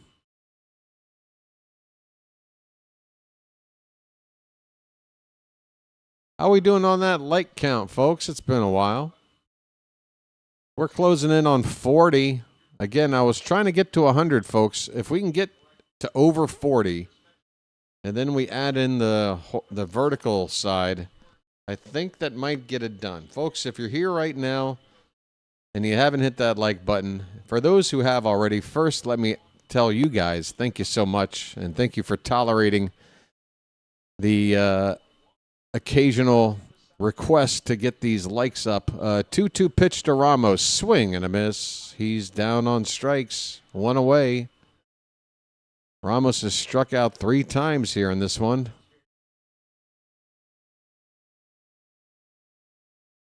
All right, yeah, so please, just one away from 40. Anything beyond that is gravy, but I think 40-something will get the total likes today between the two games up to 100.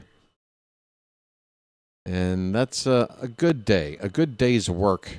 Jeremiah Jackson looks at strike one, a slider from Barco. Jeremiah 1 for 2, a single back in the second. He came around to score on that, I believe, on that Noel home run, right? We've got a count of a ball and a strike. Neither team has made a substitution yet, and we are in the bottom of the sixth. Just another indication that we're getting a little closer to the real thing, folks. Look at the smile on Basayo's face out there at first base. This guy just breathes baseball, doesn't he? He's right where he belongs. 2-1 pitches outside. We got a 3-1 count on Jeremiah, folks. Come on.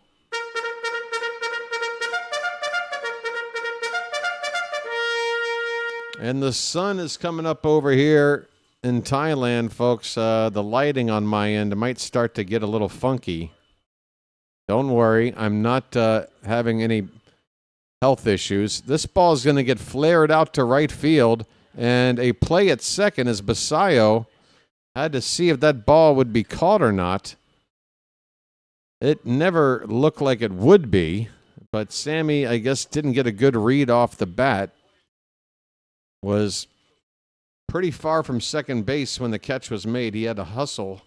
Not when the catch was made, when the ball landed in front of the outfielder. And he had to hustle to second to get there in time. But, yeah, it's a hit for Jeremiah, 2 on with 1 out. Here's Big Christmas. Last at bat he struck out, but 2 at bats ago he hit a home run to straightaway center field. And he's got 2 ducks on the pond right now. 1 out. A chance to blow this thing open. Let's go. 1-0 on Noel. Pitch. Swing and a miss. A slider from the lefty that started outside. Might have caught the outside corner.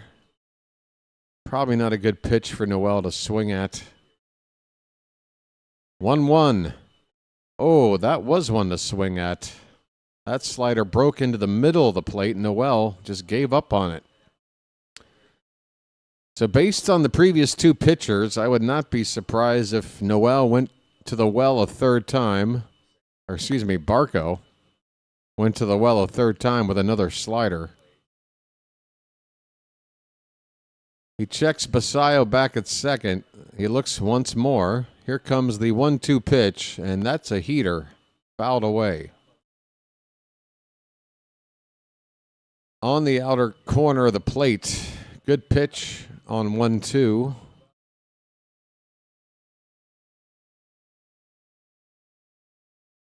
Joe Singley is being interviewed, our Orioles catching coach and field coordinator. 1-2 pitch. That's a big chop. Third base. It's going to hit the foul line, and the English will kick it foul before it reaches third base. So a foul ball there for Noel. So this guy is going to focus on the catchers. Well, he's got Albarnez as the boss. Albie's sitting right on the other side of some netting there, listening to every word this dude's saying. You better say the right things, dude. Albie's sitting right there. Man, look at the big boys on this Orioles team. You got Basayo at second. You got Noel up there at the plate. These are some big-ass dudes. 1-2 the count. The pitch, hit on the ground, foul, third base side.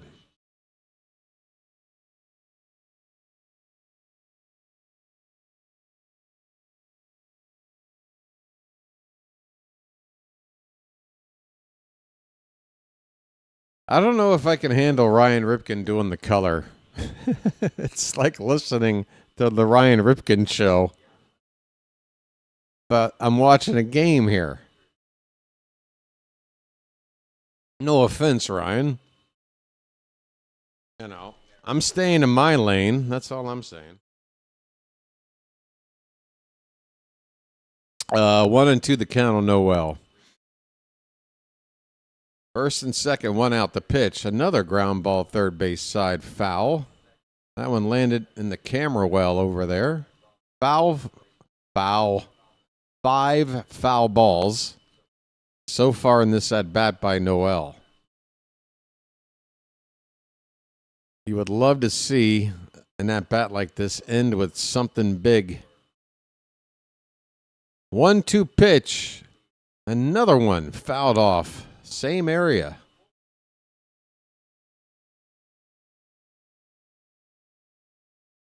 When did you first meet Albarnez?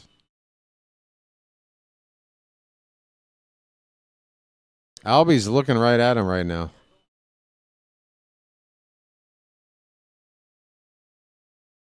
All right, Noel lifts off to right field. Will it carry? No. It's going to stay in the yard right on the edge of the warning track. Basayo's going to tag and chug his way over to third base. There are 2 down in the inning now. Runners at first and third for Baltimore. Noel flies out to deep right. Albarnez, again, he has the cadence of a bird, like the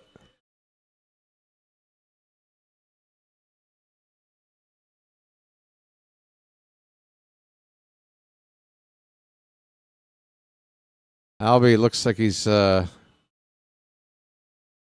is Albie saying?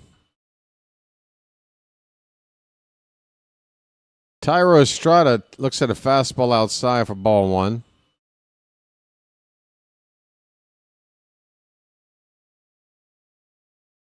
So Basayo is at third base now after tagging up on that fly ball. First and third. Jeremiah at first. And this 1-0 pitch is fouled off by Tyro.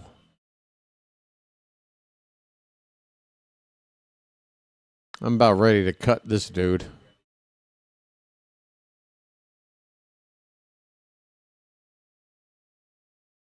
1-1 the count. Pitch. Swing and a miss.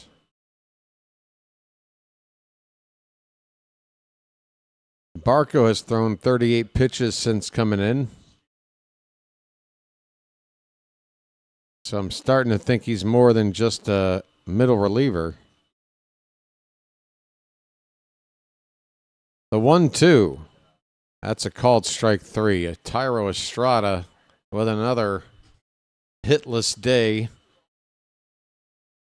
in an Oriole uniform. There's just no way this guy. Come on. Hello, we got some legs here. He's got legs. He knows how to use them. Folks, are we getting into the late innings now? I'm starting to run out of gas. Yes, we are. Top of the 7th is coming up. Isn't it? Tell me it is. 7th inning. It's the Orioles 5, the Pirates 2.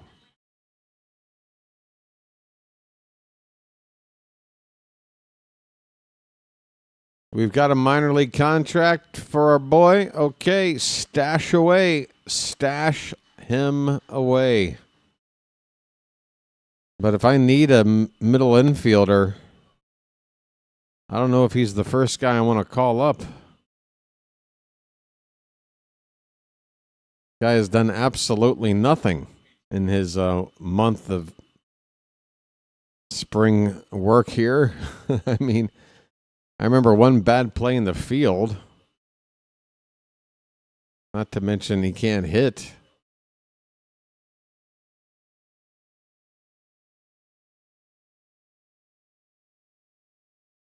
I've had Tyro Estrada on a team or two playing my MLB The Show game. I know he's been around the block.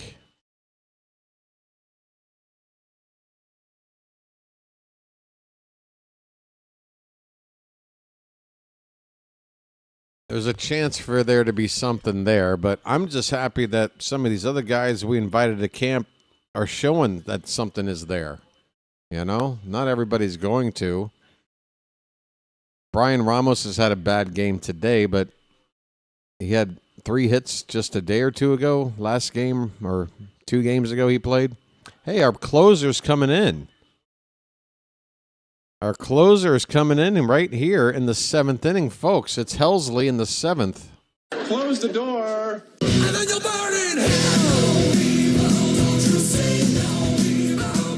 Folks, Ryan Helsley. First pitch is ball 1 to Billy Cook. Trevor Rogers has been mic'd up. Swing and a miss on a slider. 1 ball and 1 strike.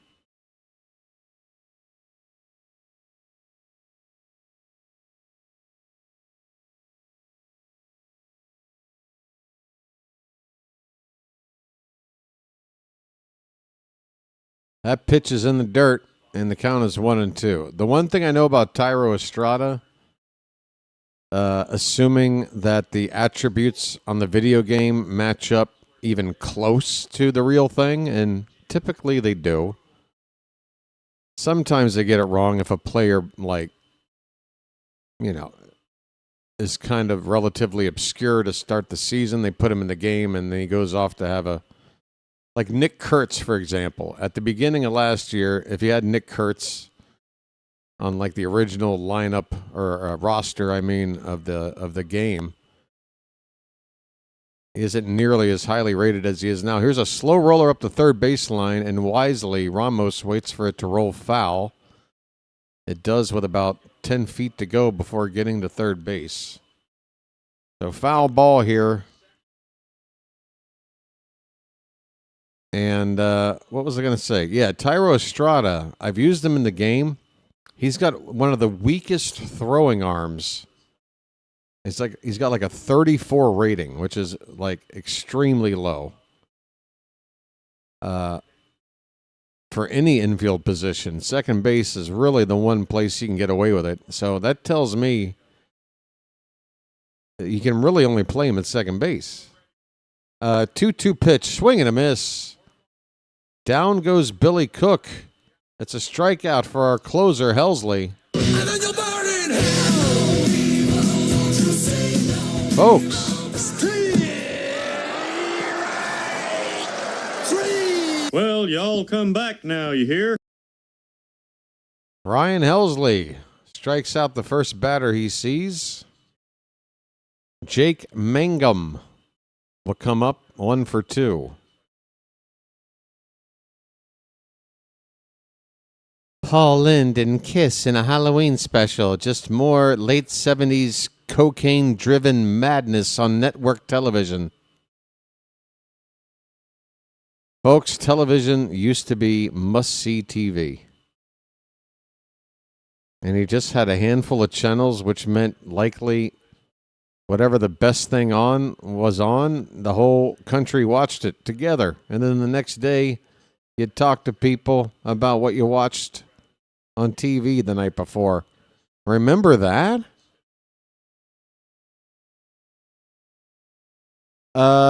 We have a count of what? Jake Mangum is up here, one down, and a 1-1 count. Okay, this pitch is low. 2-1 on Mangum.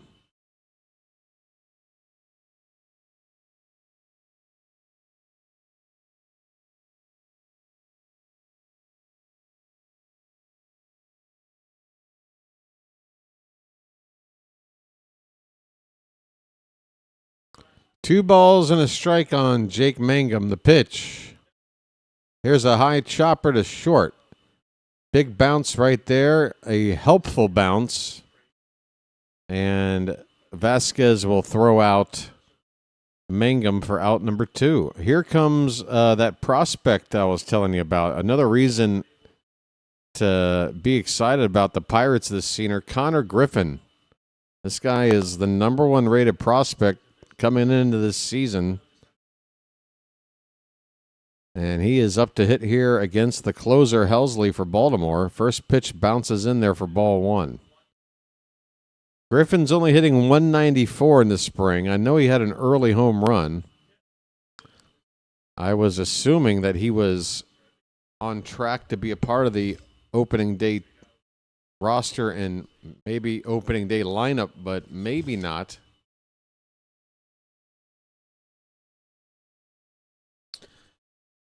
He's in the shortstop position, but he can play in center field as well, Connor Griffin. The count is 2-0 on him right here. 4 homers in the spring. I think like 3 of those came in the first week. And I have to think that only a couple of his hits are not home runs. If he's hitting under 200 with 4 home runs, I bet you his non-home runs are equal or less to the number of home runs he hit for total hits. What does he have?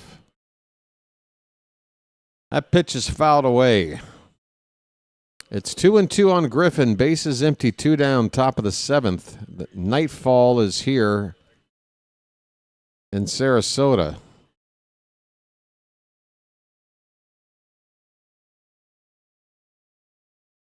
Here comes the pitch. Check swing. Looks like he went. They appeal. He did. Connor Griffin strikes out. Well, y'all come back now, you hear? Well, y'all come back now, you hear? And that's 1 clean inning with 2 strikeouts from our new closer, Ryan Helsley.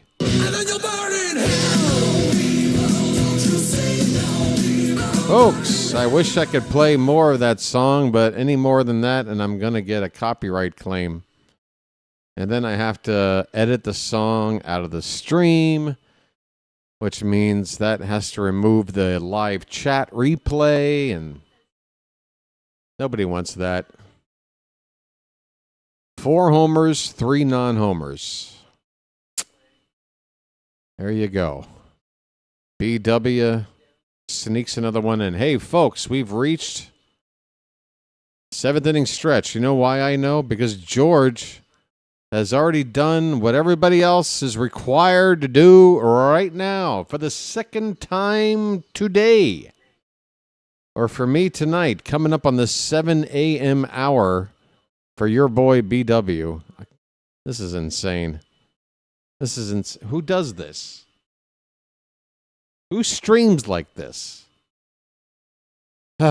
Folks, it's time to throw some cakes on the griddle. I'm not going to yell it. Thank God I'm a country boy. I've done it once tonight already. It was like 2:30 in the morning.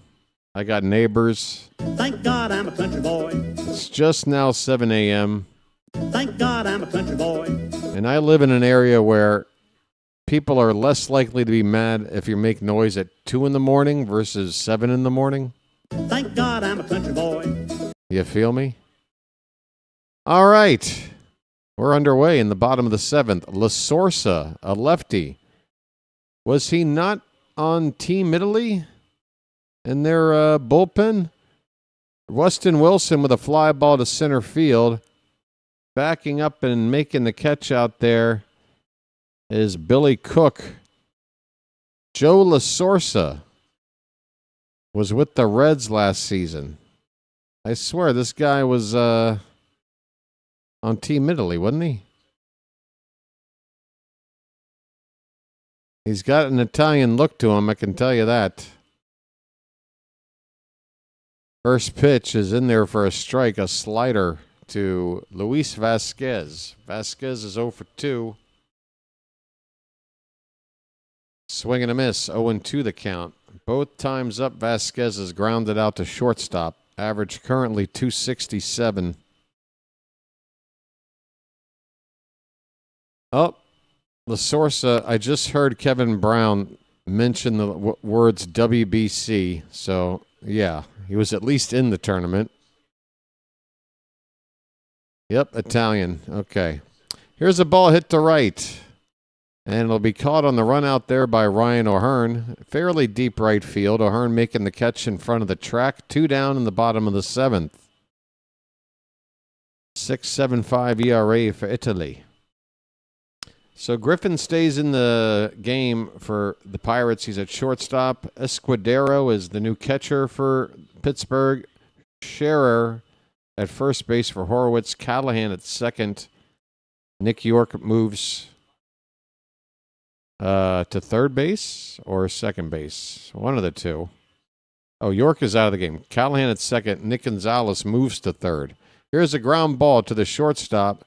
He will charge it and throw out Heston Kjerstad, who has now gone 0 for 4 tonight. And that ends the 7th inning. Folks, Kjerstad down to $190. He is in a real funk. Whatever confidence he had going is going to be tested here. Garcia is a new left fielder taking over for Mangum in the number 9 spot. The Orioles have yet to make a change as we head into the 8th inning. It's the same 9 guys. There's no way they're going to go all game like this. Just go ahead and make it hard on me. I said hard on. Hey, folks, I'm going to step away for a minute, all right? Don't go anywhere. I'm going somewhere, but that don't mean you go anywhere, all right? Thanks.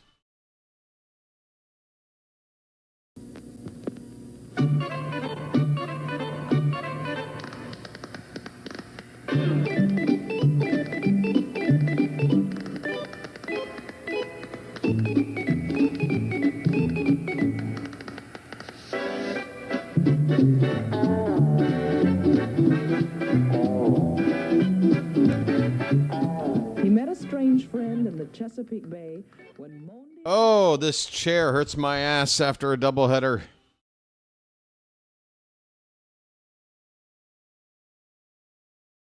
You know what? Screw it. Let me get some extra padding here.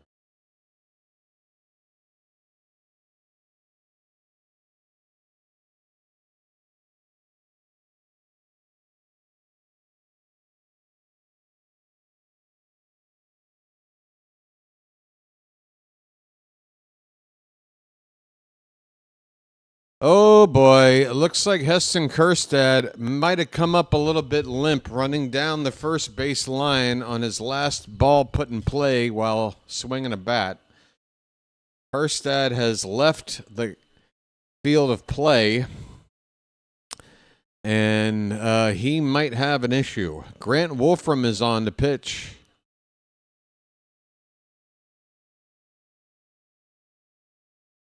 Well, Phantom, I think we're going to go ahead and have that debate probably answered with this game here tonight. As Ryan O'Hearn, still in the ball game, takes a look at a called strike. Grant Wolfram is out here. He's our best lefty, I guess,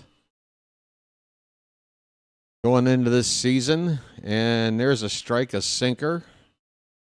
Makes it 1-2. Last season, Wolfram put up numbers that make you not too excited about what he can do for us. A 5.40 ERA, a whip of 1.88. Nothing to get excited about, but he's just coming from the start here in spring and has been very effective.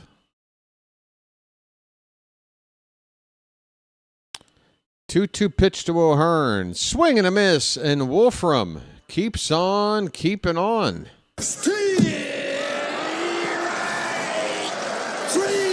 Well, y'all come back now, you hear? Well, y'all come back now, you hear? Yeah, definitely a leg thing, probably a hammy thing. You know, he walked off on his home power. I don't think it's like a tear, but it's probably some kind of strain. Gray is at the plate and a swing and a miss. Right-handed hitter. Wolfram gets a swing and miss on pitch one. Murph Gray. Hey, Murph. M-U-R-F. Not Murph like short for Murphy, like M-U-R-P-H. M-U-R-F. Murph. I mean, that's close to Smurf.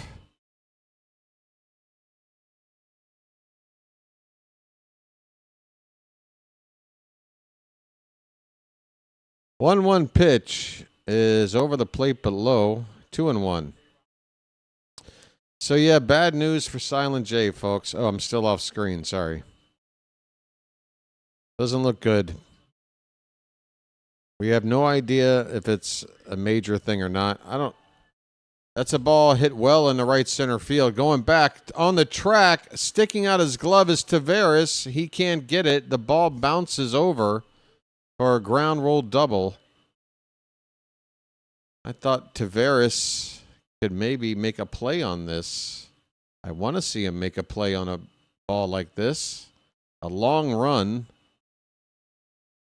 Oh my, the batter stumbled his way to first base. That's a little embarrassing. Long run for Taveras. He covered the ground well, but couldn't close down the catch.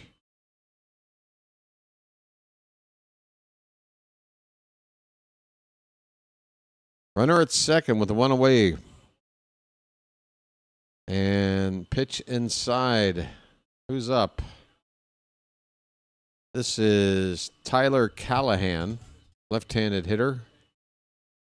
Was with the Reds for part of the last season before joining the Pirates. 1-0. Called a strike.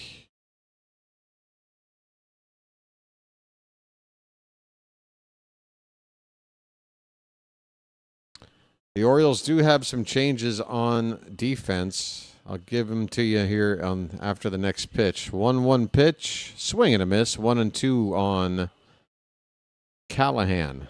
Hodo is the new right fielder for Kjerstad. Retzback is the new catcher for Basayo.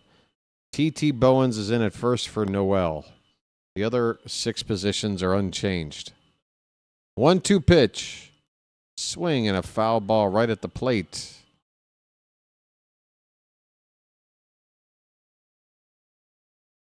Wolfram rubs up a new baseball. It is the dark of night, folks. Haven't seen a whole lot of night baseball this spring. I prefer day baseball, but it's exciting to see some night games here. Also better for my sleep schedule. This pitch was low, and on the play, the runner, I think, just moved up to second base. So 1 out, runner at second, 2-2 the count on Callahan. The pitch hit on the ground to second. Should be routine. Estrada over to first in time. Second out with the runner now at third base. Murph gets his way to third with 2 down. Garcia will come up to hit. Josh Nixon Garcia. I hope I said that name right. First pitch swinging, fouls it away.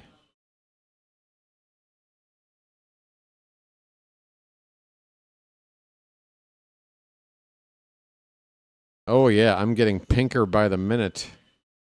That's what she said. Let's see if I can find another setting on this lighting setup here. Swing and a miss on the 0-1. It's 0-2 on Garcia. I think my best bet is just to go here and then go super bright. That's slightly better, I guess. Whatever. 0-2, 2 outs. Runner at third for the Pirates. The Orioles lead it 5-2 in the top of the 8th. BW is running out of steam. But he'll be back tomorrow for a 6:30 game against the frickin' Yankees. You better be here. 0-2 pitch. Line, straight behind the plate. That line drive was right dead center to where watching it on TV, you couldn't tell if it was coming at you or going back behind you or backwards. It went backwards. 0-2, the pitch. That's way inside. Garcia has to back out of the way and loses his balance.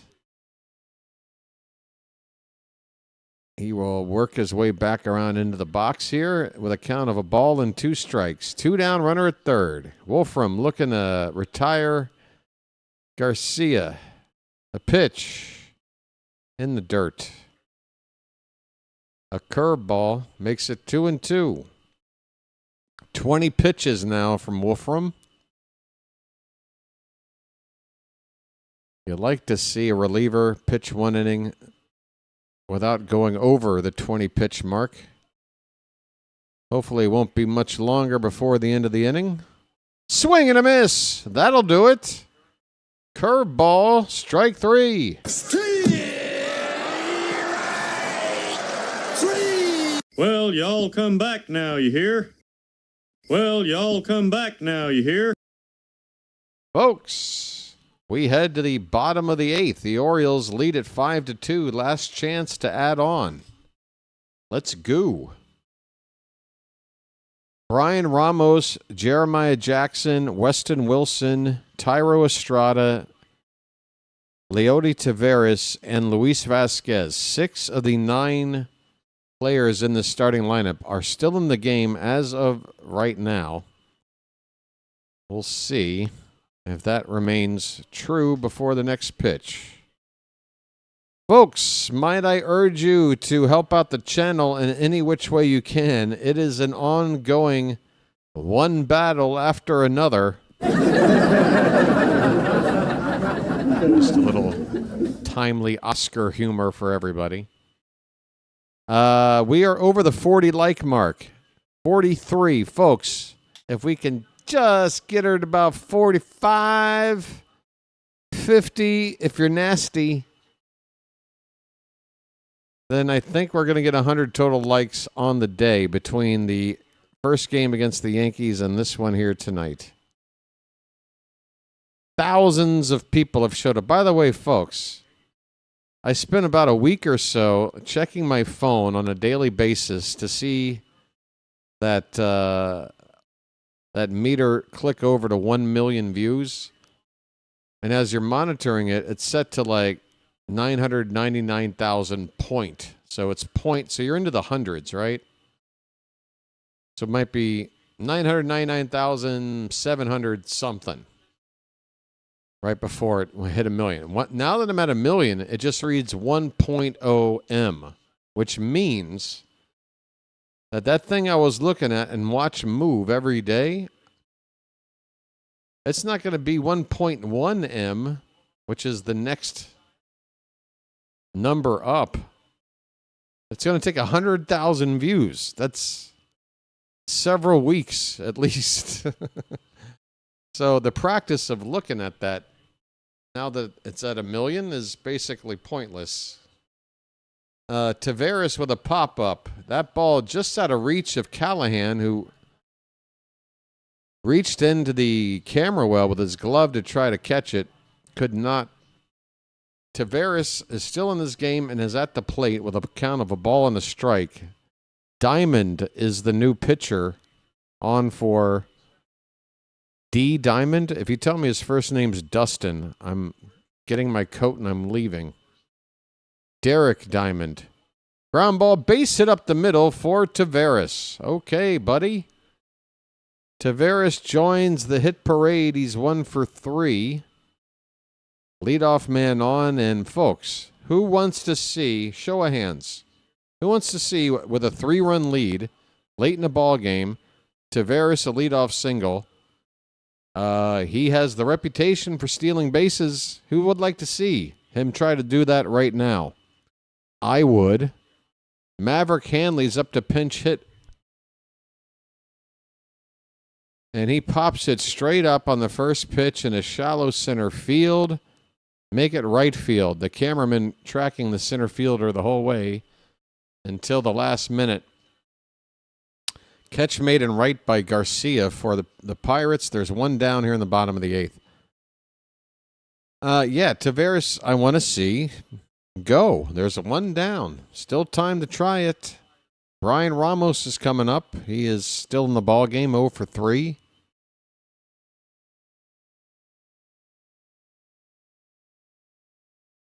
That Ofer has dropped his average like 40 points. There goes the runner. Taveras is going to swipe it. Folks, BW on top of it. Leody Taveras swipes a base. He gets in there. That takes the ground ball double play away with 1 out already in the inning. And a base hit should score him.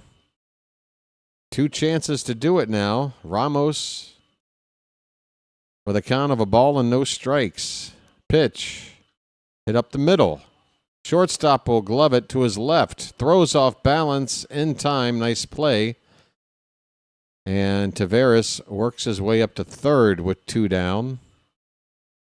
Connor Griffin, the blue chip prospect, making that play at shortstop, looking pretty good. All right, last chance, we think. Last out to work with anyway. Jeremiah Jackson, 2 for 3 already today. Takes one low and away for ball 1. Well, this is nice for a change. We still got starters in there, and we're facing some of the scrubs from the opposing team. Swing and a miss. A slider. Jeremiah missed it. 1 ball, 1 strike. Jeremiah was a bullfrog. Boom, boom, boom. 1-1 pitch. Low, 2-1. You know I love the ladies.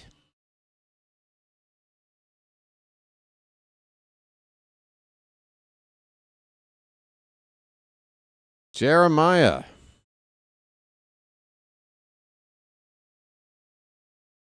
2-1 pitch to him. Line drive, a one bouncer to short. Griffin over to first and plenty of time, and the inning is over. The Orioles get a runner to third, but can't get him in. They will head to the ninth inning with a 3-run lead. It's Baltimore 5, Pittsburgh 2, 3 outs to go, folks.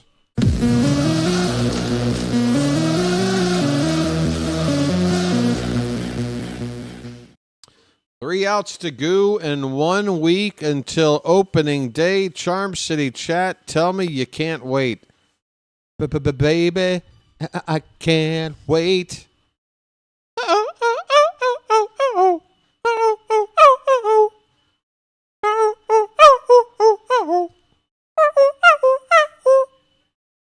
Sorry. Folks, what do you want me to do? As a child, I was locked in a room with a radio. This is all I got. Even the really bad songs. Even the really bad ones, folks. If it's like late 80s or something, forget it. Etched into the brain. Can't get it out. What do you want? You want some Amy Grant? I'll drop some Amy Grant on you. Look out.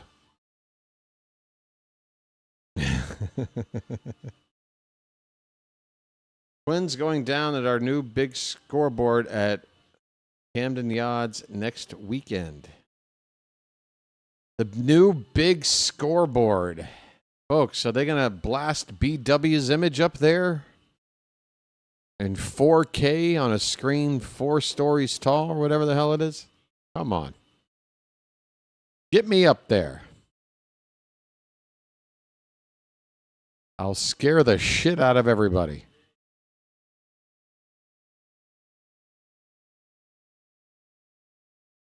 Top of the ninth. Jackson Kowar. This guy for me is on the bubble. I don't think we have a way of holding on to him. Phantom, you got a confirmation on that? Kowar is in a situation where I think either he makes the opening day roster or we say goodbye. And for that reason, and with some pedigree behind him, I think we're going to give him a chance. He'll be on a short leash, if I'm right. And then if it doesn't work out, we'll cut him. But if he can catch fire, we got ourselves what was a end of first round draft pick from about 5 years ago. There's a swing and a miss. It's 1-2 on the Pirate catcher Berg. I can't replace Melanie. I'm only a B cup. 1-2 the count.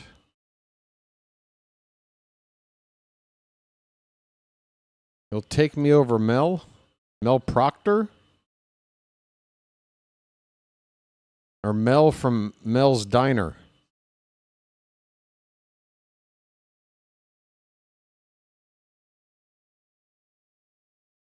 I hope I'm at least better than that one guy. God, what was his name? I always forget his name. Here's a ball fouled away. Who was the guy? Michael Regai. Michael Regai. Do you guys remember Regai? Oh, God, he was the worst. He was the worst we ever had, in my humble view. Mel Torme. Oh, Melanie. You'll take me over Melanie? All right, but my price tag's a little higher, buddy. Better open up that wallet. I don't know. You might be on the Melanie plan, my friend. This is not Mel Torme. Kowar with a leadoff walk. That's not going to help his prospects of making the team. Here's a ground ball by Williams, who's pinch hitting right now in the 7th spot of the Pirate order. Alika Williams. I remember that name. last season in AAA. So, yeah, we'd have to cut him. If he clears waivers, he could return to the team. This ball is hit in the air to right. The helmet for Valika Williams comes off. Catch is made out in right field by Hodor. Hodor. Folks, it's a regular Game of Thrones here. All right, so there you go. Sunday, Washington. Monday, Washington. Tuesday and Wednesday are off days, and then Thursday, folks, the real deal. We're playing the Twins. It counts. Here's Tate. Another pinch hitter, Josh Tate. He's got a nice little mustache rocking there. It looks almost like a prop. It looks like a high schooler who found a mustache in drama class. Hey, folks, there's a beautiful shot of the brand new club area. Oh, and look, folks, look at this beautiful, completely original. Dude, that photo was so cringe. Folks, these photoshopped photos of this lounge area. I caught the guy staring at a wall like this. They worked him into this shot. They basically stuck everybody into this shot. I don't know if you guys caught it. If you don't know what I'm talking about, sorry. 1-2 the count on Tate. Runner at first, 1 out in the top of the 9th. We got 2 outs to go for a win. And that pitch is fouled away.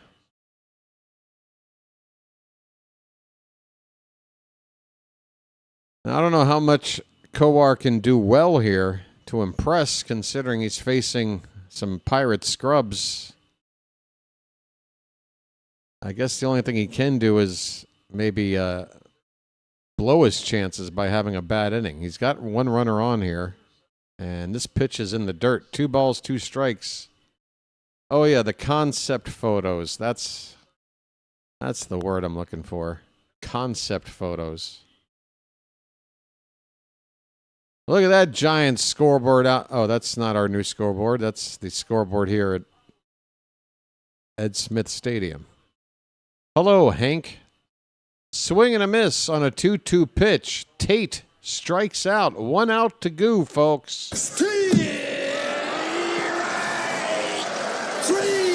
Folks, Hank got here just in time for the last out of the ball game.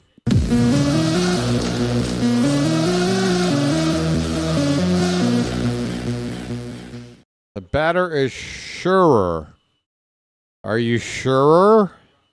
I hope I'm sure. Scherrer. Errer. And Bingo was his name-o? What the hell kind of name is this? Scherrer. Scherrer has a count of 1 ball, 1 strike. 2 out in the 9th inning. Kowar on the mound for the Orioles. Trying to get this final out. If he does, the Orioles will finish today with a record of 1 win and 1 loss. Orioles had a lead late against the Yankees earlier today, but some rat bastard came in the 9th inning and blew it. 2-1 pitch to Scherrer. Is hit hard to right field. Could be trouble. That ball is down fair. It bounces off the foul pole for a ground rule double. So that helps us. The runner on base forced to stop at third. 2nd and 3rd. It will get the tying run up here with 2 down in the 9th for the Pirates. Phantom, I prefer my pronunciation. Thank you very much. Sure. It's kind of like when you're trying to start up a lawnmower and it makes that noise like sure. Here's a ball hit to center field. Should end the ball game. Taveras to his left, ways off the right fielder, makes the catch, and the Orioles are in the win column. It's been a while. It's double-digit wins here in the spring, folks.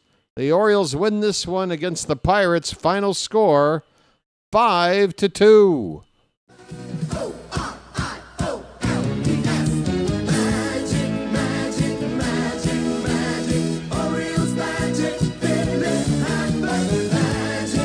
Folks.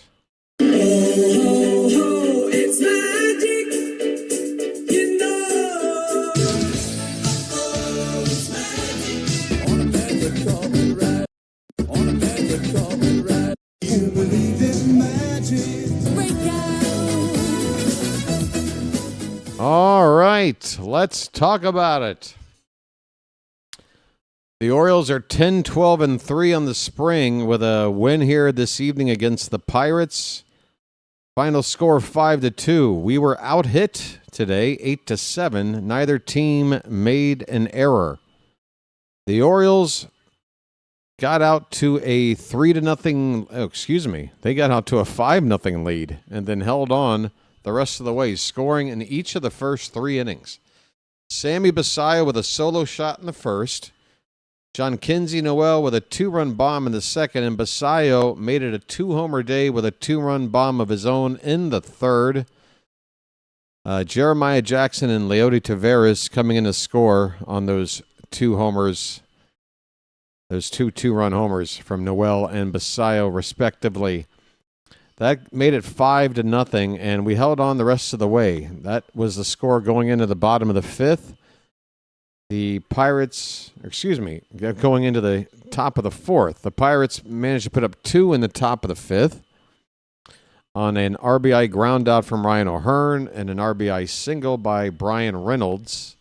That was the only real tough time of it here today for Trevor Rogers, who I would think has made his final spring start before opening day next week. He went 5 1/3 innings, 7 hits, did not walk anybody, struck out 7, 2 earned runs. Keegan Aiken went 2/3 of an inning, did not give up a hit or a walk, struck out 1 of the 2 guys he got out. Ryan Helsley, our new closer, clean inning. And I think the Pirates still had their starters in at that point. 2 strikeouts, no walks, no hits for Helsley. His spring ERA remains at 0. Grant Wolfram does it again. He did give up a hit, but he struck out 2. No runs. Again, ERA of 0 for Wolfram. And then Jackson Kowar came in and finished it up in the 9th inning. His ERA is down to like a flat 2. Let me refresh this. They're still saying there's a 1 out in the 9th. This game's over. Oh, Kowar is below 2 now on his ERA, 1.80. So, yeah, Kowar for me is still on the bubble. If I had to make a prediction, if the team were to go, if it's that last game against the Nats and 2 days off and then opening day, if that was right now, I think Kowar makes this team just because I think we want to give him a shot. Otherwise, we have to, again, put him on waivers. We got other guys we can stash, and if Kowar doesn't work out, you give him a short leash, you cut him, and then you call up one of the guys that you stash. I think that just makes sense. But, yeah, for me, he'd probably be the guy with the least amount of job security, whether you're talking hitters or pitchers, if he does indeed make this opening day roster. I'm just guessing, folks. If you don't think Kowar has a shot, that's fine. I think he does. We know Aiken's making the team. We know Helsley's making the team. And we know Wolfram's making the team. All 3 of those pitched today. We know Tyler Wells is in the bullpen. We know Yenier Cano is in the bullpen. That's 5 arms right there. Who else are we talking about here? Who are we missing? Not sure. I should know, but my brain has kind of reached its. My battery life is it's blinking right now. But yeah, there's somebody else in the mix. Again, Dietrich Enns, I'm thinking he might not be making the team. Not bad, not a lot of looks, and not just not a lot of looks, but not a lot of looks in, facing, you want to see him facing better batters than he got here, right? So if we're going to trust him enough to take a spot in the roster, give him a chance to face, bring him out in the 4th or 5th. Well, I guess that's too early at this stage. Whatever. First guy you go to, 5th or 6th inning, bring him on out. Hopefully the team's still got their starters out there, and let's give him some real matchups here. See what we're working with. Let me take a look at this Orioles roster right now as it stands, because there have been. Let me see who's left on this. By the way, there's a spring breakout game. What day is that? What day are we on here? That's a Friday. Is that tomorrow night for the spring breakout game? Wait a minute. I'm sitting here talking about calling the Yankee game. What about the spring breakout game? I forgot. It's the same night, and they're only like a half hour apart. I haven't made a thumbnail yet for the Yankee game. I forgot, folks. I might have to retract my earlier announcement.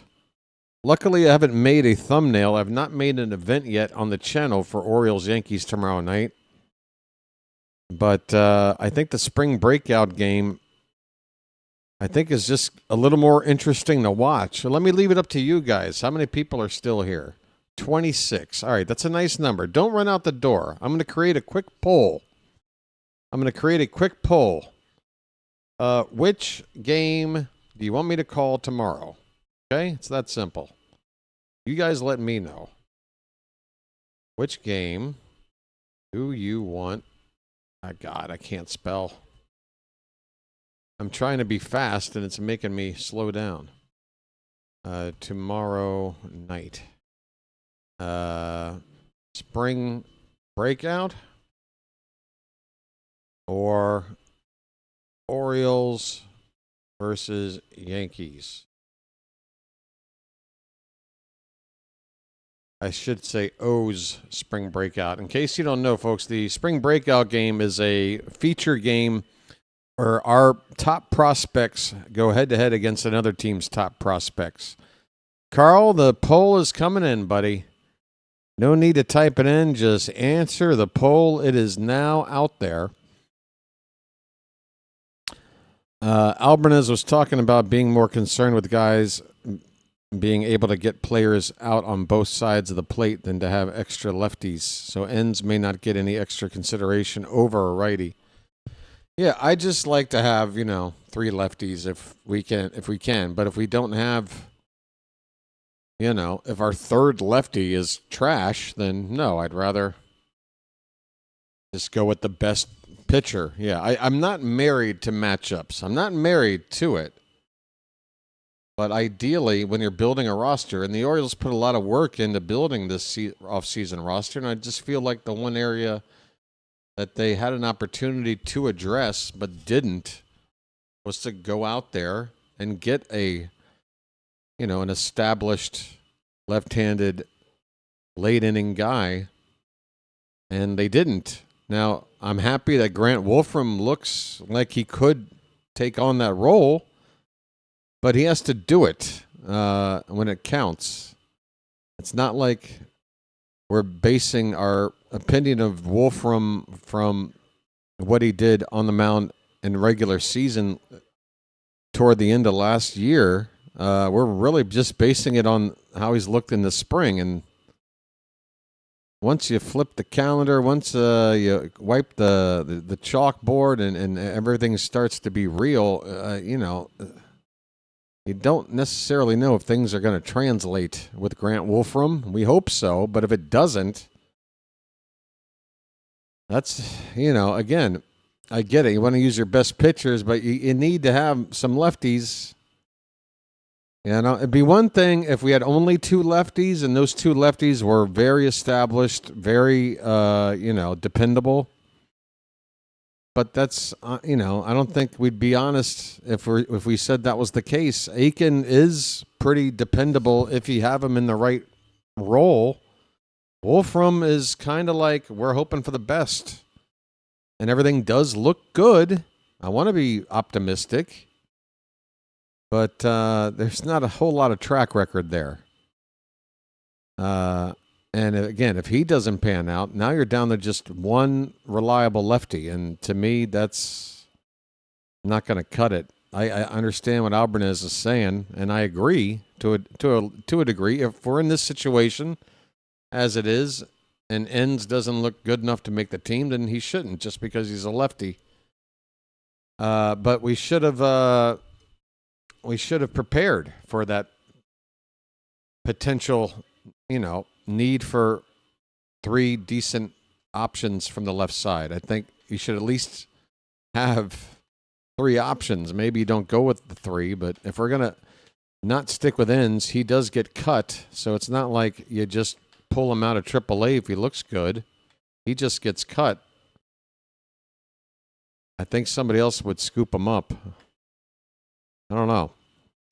But just read on MLB TR that former O's pitcher Grayson Rodriguez will begin the year on the DL with a, quote, dead arm. Okay, I'm going to check this out on Twitter. Yeah, folks, Grayson Rodriguez this spring, his fastball velo was down on average like another mile and a half for the second straight year. I told you we sold the Angels a bag of balls. Folks, if you're not paying attention to the Angels, they make a lot of very questionable trades. They really take some risks and kind of just throw stuff at the wall to see if it sticks kind of stuff. I'm trying to check on Grayson. Here we go. What says could begin the season. Did we get the could in there?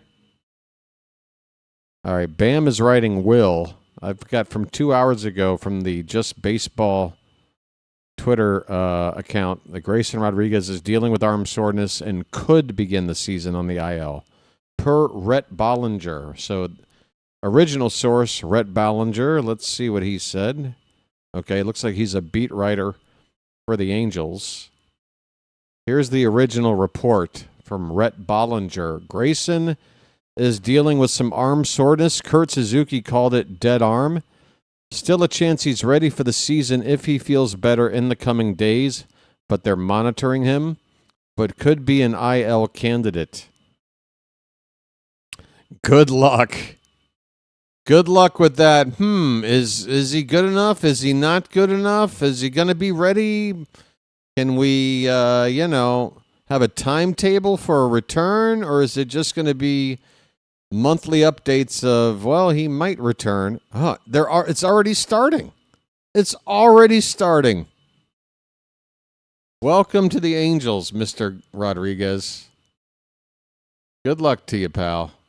No offense. I'm not sitting here trying to dunk on you now that you're no longer with us, but I'm just done. I'm done dealing with this. Still a chance if he feels better in the coming days, but they're monitoring. No, how about this? No chance. How about that? How about take any optimistic outcome that you might have in mind for Grayson and just throw it away, because it ain't happening. Take the, what's the longest time? What would that be? I would probably err on that side. Grayson Rodriguez, good grief. Somebody else's problem. We got Taylor Ward hitting leadoff for an offense that's going to be top 5 in baseball. That's what we got back. Let's go. All right, maybe just for 1 year, but let's make that year count. Hey, folks, I'm about to sign off, and I'm taking a look here at the like count. It's at 49. One more like. Are you out there? Do you exist? There aren't many people left. I've got a feeling one of my buddies is calling some college basketball right about now. So I'm going to redirect you to somebody. Let's try to get to 50 likes, folks, as the viewer count in the room is dwindling down. I'm going to set us up here for a redirect, either to JJ or somebody else. Probably JJ. We do a lot of back scratching for each other here, folks. There he is. He's covering, it looks like, what is that, Virginia Commonwealth against UNC?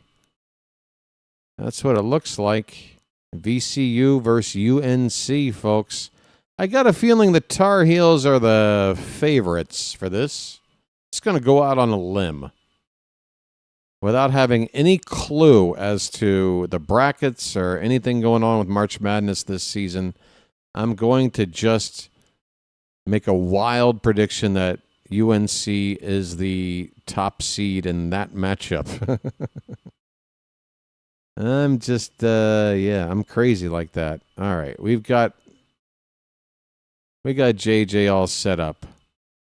Okay, folks, that's going to just about do it. Alan is still over there on the vertical side. Thanks for being here, Alan. Eric as well. Phantom, thanks for helping out with the modding on both sides of the channel. Thanks to everybody else in the Charm City chat for hanging out, hitting the like button. No new Magic members, no super chats, no super stickers. But we did get to 50 likes, so there you go. Alrighty, folks, that's going to do it for me. I'll be back in about 22 hours, something like that, for Orioles. Oh, wait a minute. No, I got to, hold on. One more thing. Spring breakout. Let me look at this a little closer. Get a little closer. Oh, I forgot to look at the damn, oh, wait a minute. This is the poll.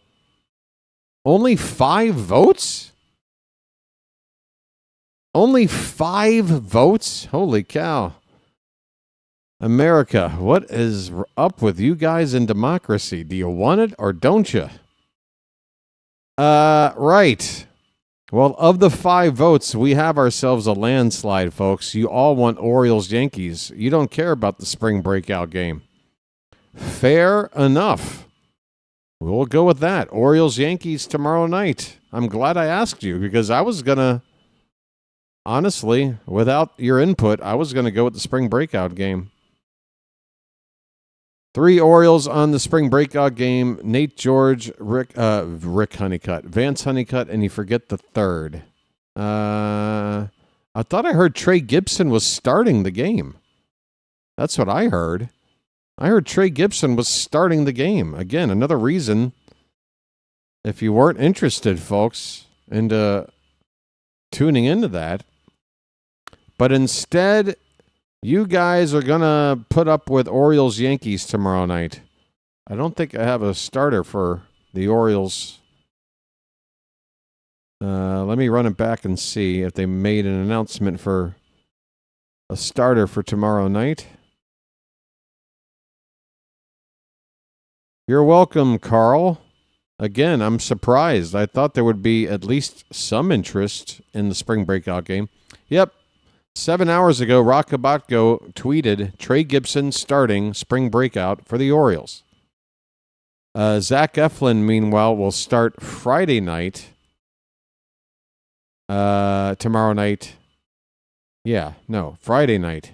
Yeah, tomorrow night's game against the Yankees, Zach Eflin's going to be on the mound. Okay. We're going to watch Orioles and Yankees tomorrow night. 6:30 is right about first pitch. Get here at 6:20 to get here on time and make BW happy. 6:20 p.m., folks. You can get your dinner in early, get it out of the way. Just wolf it down right at 6, and you got time. Come on over here at 6:20, and we'll watch the Orioles play the Yankees again. All right? Until then, folks, that's going to do it for me. Somehow the like count went from 50 down to 49. Ain't that about a kick in the head? That's all right. We'll hit it back up to 50. We'll be fine, folks. We'll be fine.